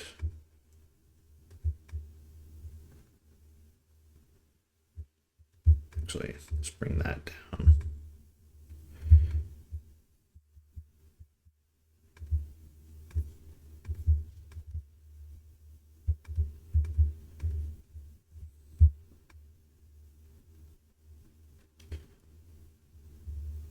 That's looking kind of right.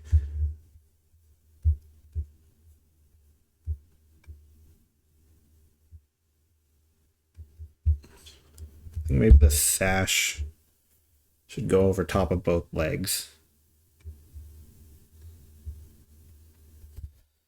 But in the second frame here, this sort of shape doesn't really work. So I'll just bend that up a bit.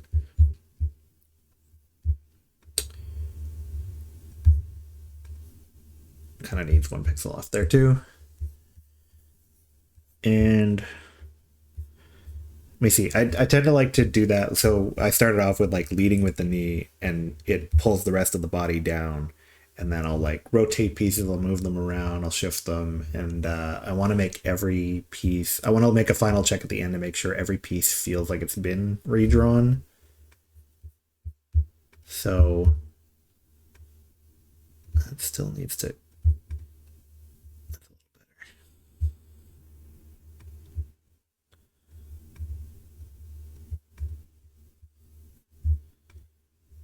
Okay. The head has not. Both arms have been like fully redrawn. The torso hasn't really, but the arms kind of change the context around it, and they change size by like 1 pixel, so it gives enough of an impression almost. There might be a few areas where like once you see the edge around it, like you can really kind of change even just like a pixel or two to give more of an impression of motion, and like putting a pixel there just makes it look like it flattens out a bit. Wait. Somehow I ended up on the spray again. Maybe that.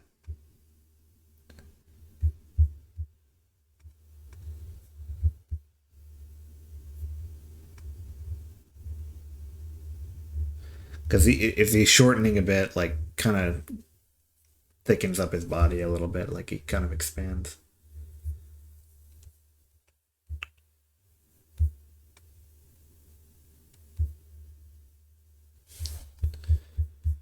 Let's see.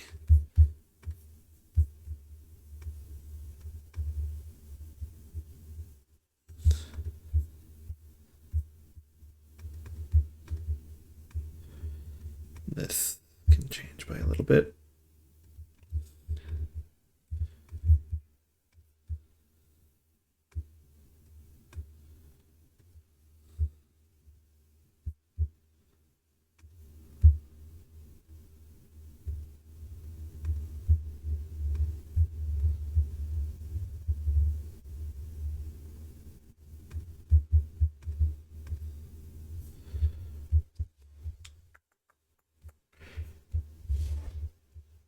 Spend a lot of time getting these like keyframes down. What should his head be doing? Like if he's coming, he's bending his knee and he's bringing his hand over to grab that staff.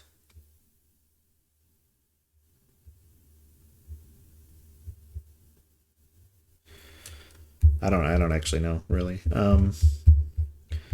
I mean, just to provide a little bit of motion, he could be like ducking his head a little bit, like into it. I don't think he'd be craning up his neck really.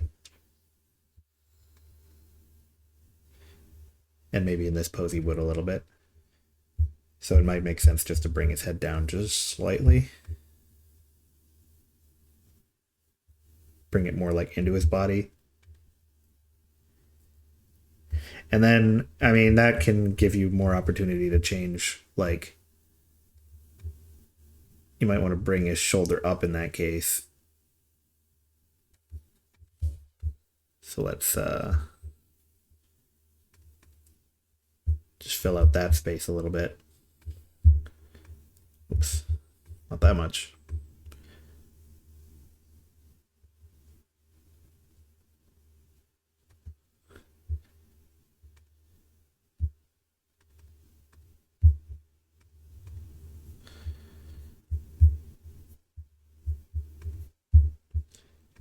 And then the bandana can come down the same.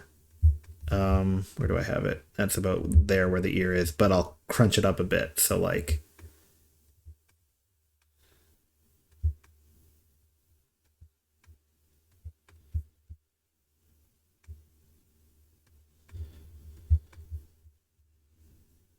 it's lowering his head, but then that doesn't leave as much space for the scarf.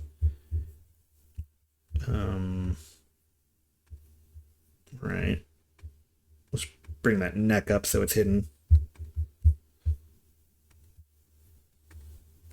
Oh, wait. Am I not showing everything?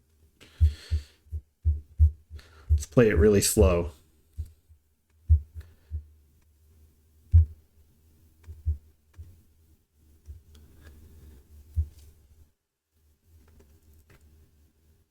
Okay, so that's kind of what we're going for. Just in terms of like the two keyframes. So we're going there and back again.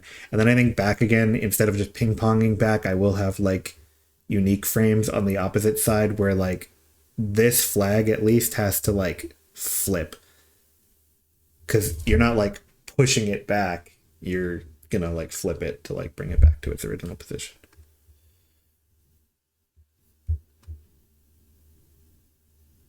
Like it'll have to be pulled up and then sort of like flip out. Having that many frames might make it look like it's animating a lot slower than some of my other characters. But whatever.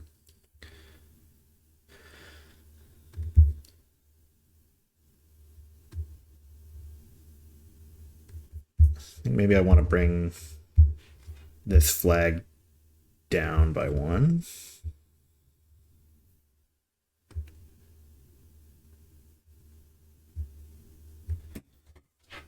So then what I would do normally is like, there's a cat scratching at the door.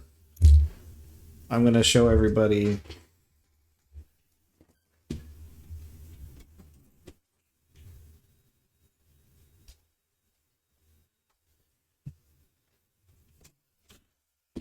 Never mind, sorry to disappoint. I thought it was a nice one. It was the asshole. He ran away. Yeah, so what I would normally do is add another frame in between.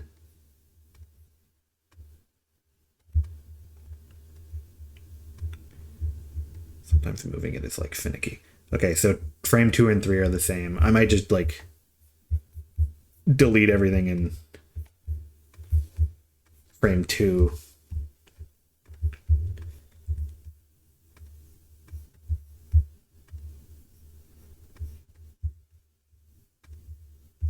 Oops. Don't want that.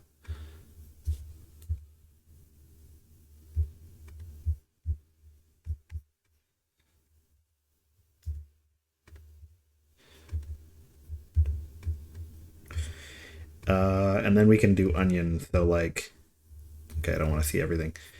Do it a frame at a time. You can see like the original position and then the next. So what's an easy one?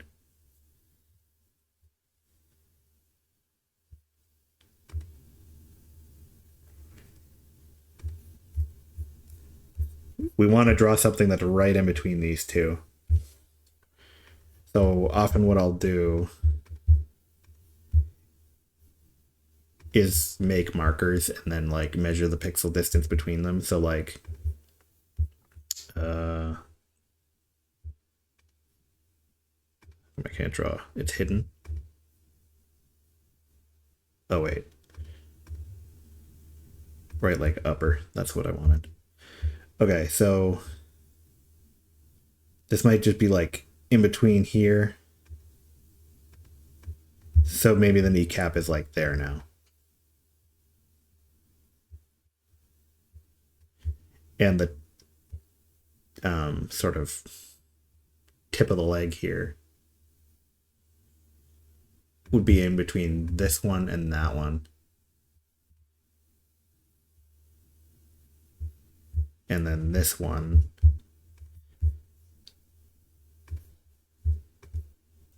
would be between here and here. Let's say it's there. And I just sort of draw these landmarks out. So like,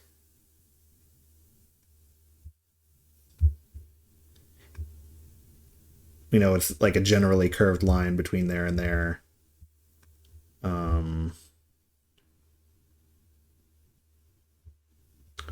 That one's going curved out more. And then we just see if it looks right, like that.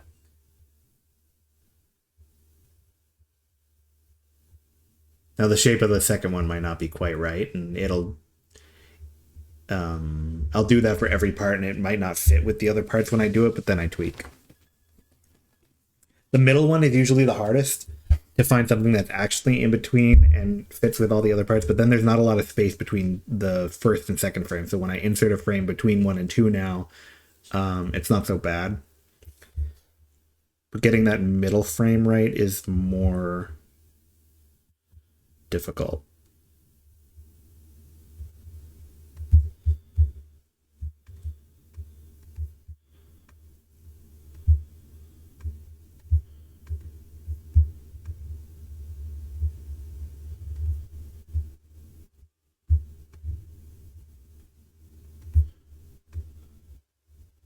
I think this could even be a little bit more.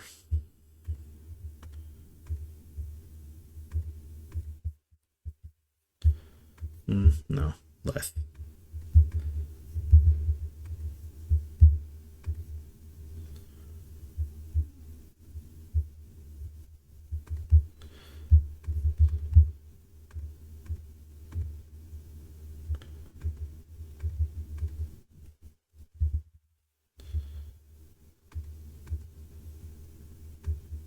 I think I might get covered up anyway. See, now the middle one, I mean, it's kind of like flowing into there, but it almost looks like bent like a banana, which is not what I really want.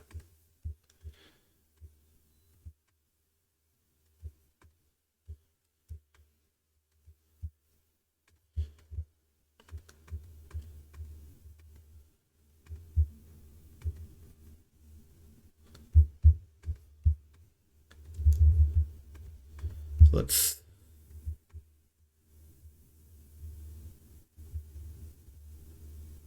move it back a bit.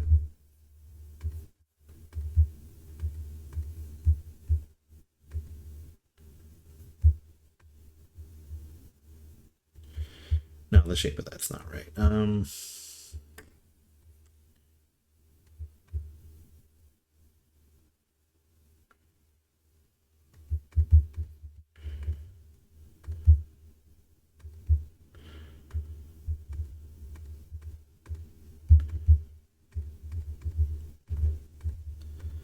Let's see.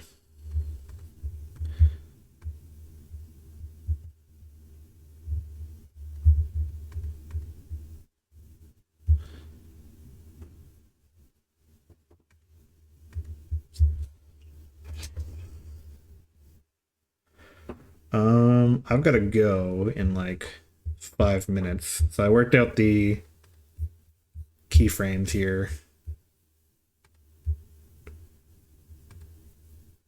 for the whole body pretty much, and then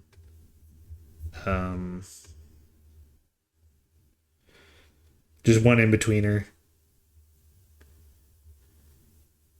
See, that thigh kind of looks, well, some of it might get covered up by the boot, and then we tweak like the edges around, but it doesn't look too bad.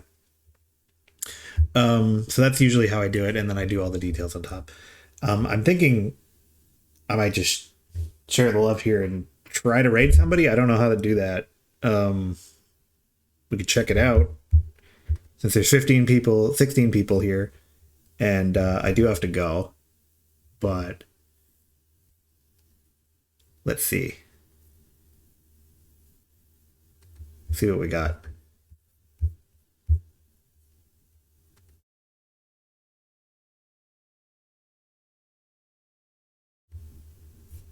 Let me just fix that up.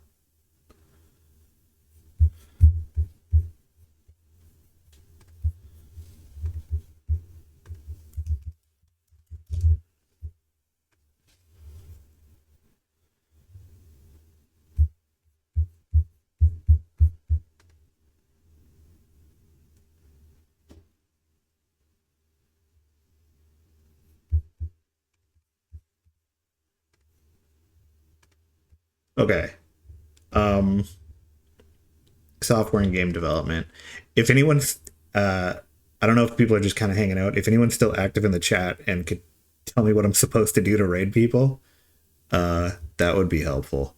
But let's see. Go low to high, get somebody who's got less viewers than I've got right now. I need to check.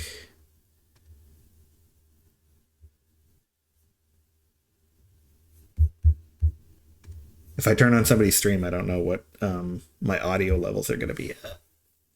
Because I don't usually have a browser open. Let's see. Let's see somebody doing Godot.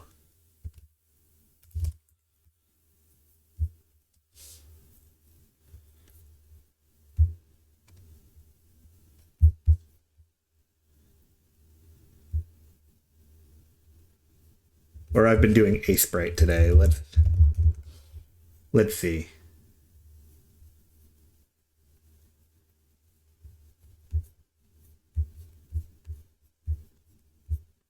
Are they? Oh, tagged Sprite. Okay, right. Low to high.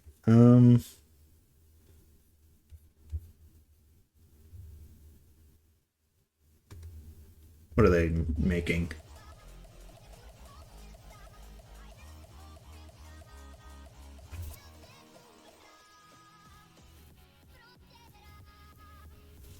Let me see. Does anyone hear the stream? Okay, yeah.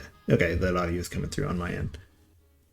Looks like they're making like a sort of explosion effect here.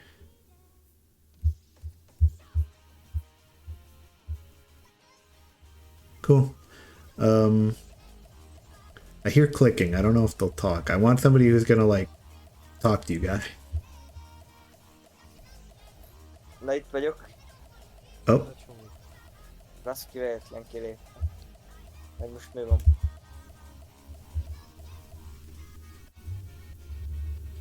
Bit Blast Ez egy Studio. hogy ez a játék, de ahhoz képest, hogy 5 nap alatt rakta össze. Jó sokan csinálták, bazzag amúgy. It's tagged in English, but they're not speaking English. I probably want to send English speakers to English speakers, but it's cool what they're doing. Mert erre járnak, az, hogy dohánybolt valami.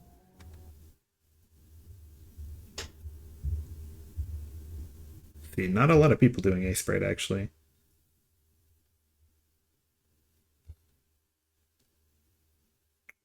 Looks like they're playing Celeste. All right, well, let's look for Godot. Somebody developing in Godot.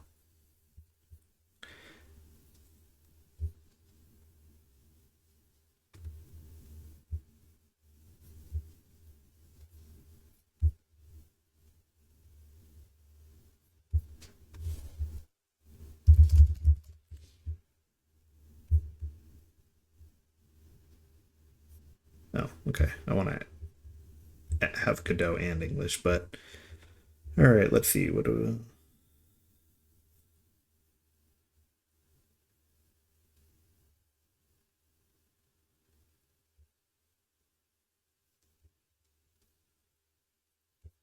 3D garden sim. I feel like that would be like a cozy type of game to make. Let's right now, like if we, well, bamboo can grow on soft soil as well, but it can't That's grow pretty on cool. grass. They look pretty well along in their game. and they're So talking. we can't plant. I was gonna say we can plant grass. Should I under raid this, them? but I it's don't not know gonna what the matter. indicator for that But it is. will, because I whenever got the 15. bamboo- They have 8. the seeds fall. How do I? I have to figure for out how to do it. example, we plant some grass under these. Give me a second. bamboos. I will. When the seeds fall, I'm gonna Google something.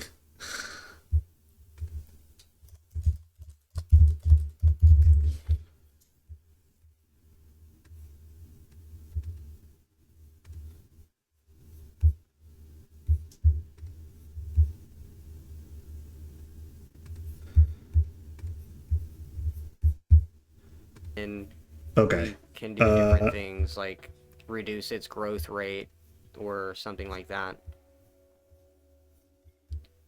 Do I do this in my? And then again, once it dies and the seed spawns, then the seed won't be able to replant. I almost thought about like not having rules for plants, like I guess having rules for plants, but what I mean is like Okay. being able to plant think I a do this in plant my chat. anywhere, no matter what type of soil it is, but then just influence its growth and different things based on that soil type. Because if you think about it in real life, you can plant a seed anywhere, but that doesn't mean it's gonna grow, right? But you can physically do it. So I thought about On my channel.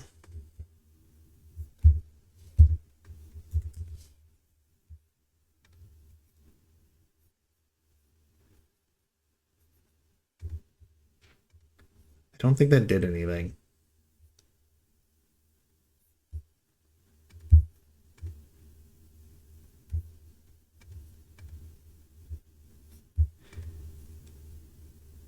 Maybe it's in my creator dashboard.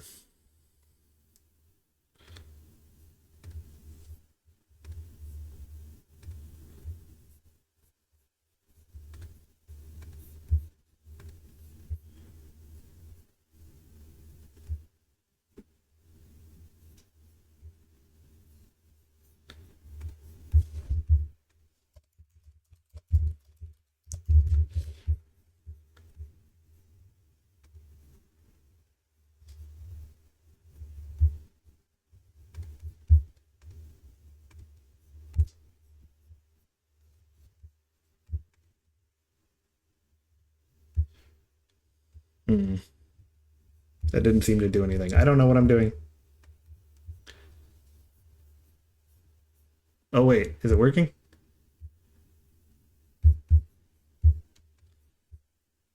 Oh, it just took a minute. Okay, perfect.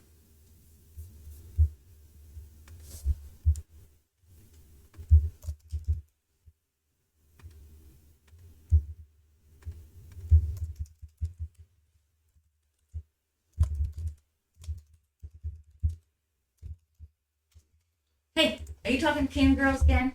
No, I'm raiding somebody. I'm online. I was gonna raid somebody.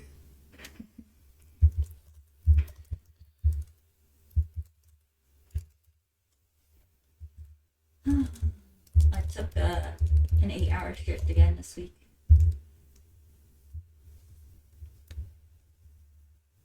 I'm online. They You hear took my- an 8-hour shift. Yeah, did they hear my cam girl joke? Yes, they probably did. Yeah, so I go to work for 3, so when you go pick up a mirror, I'll Okay. go with you. All right. Oh, you're going now? Yeah, well, I'm going now. Actually, yeah. Okay. I'll be ready in a minute.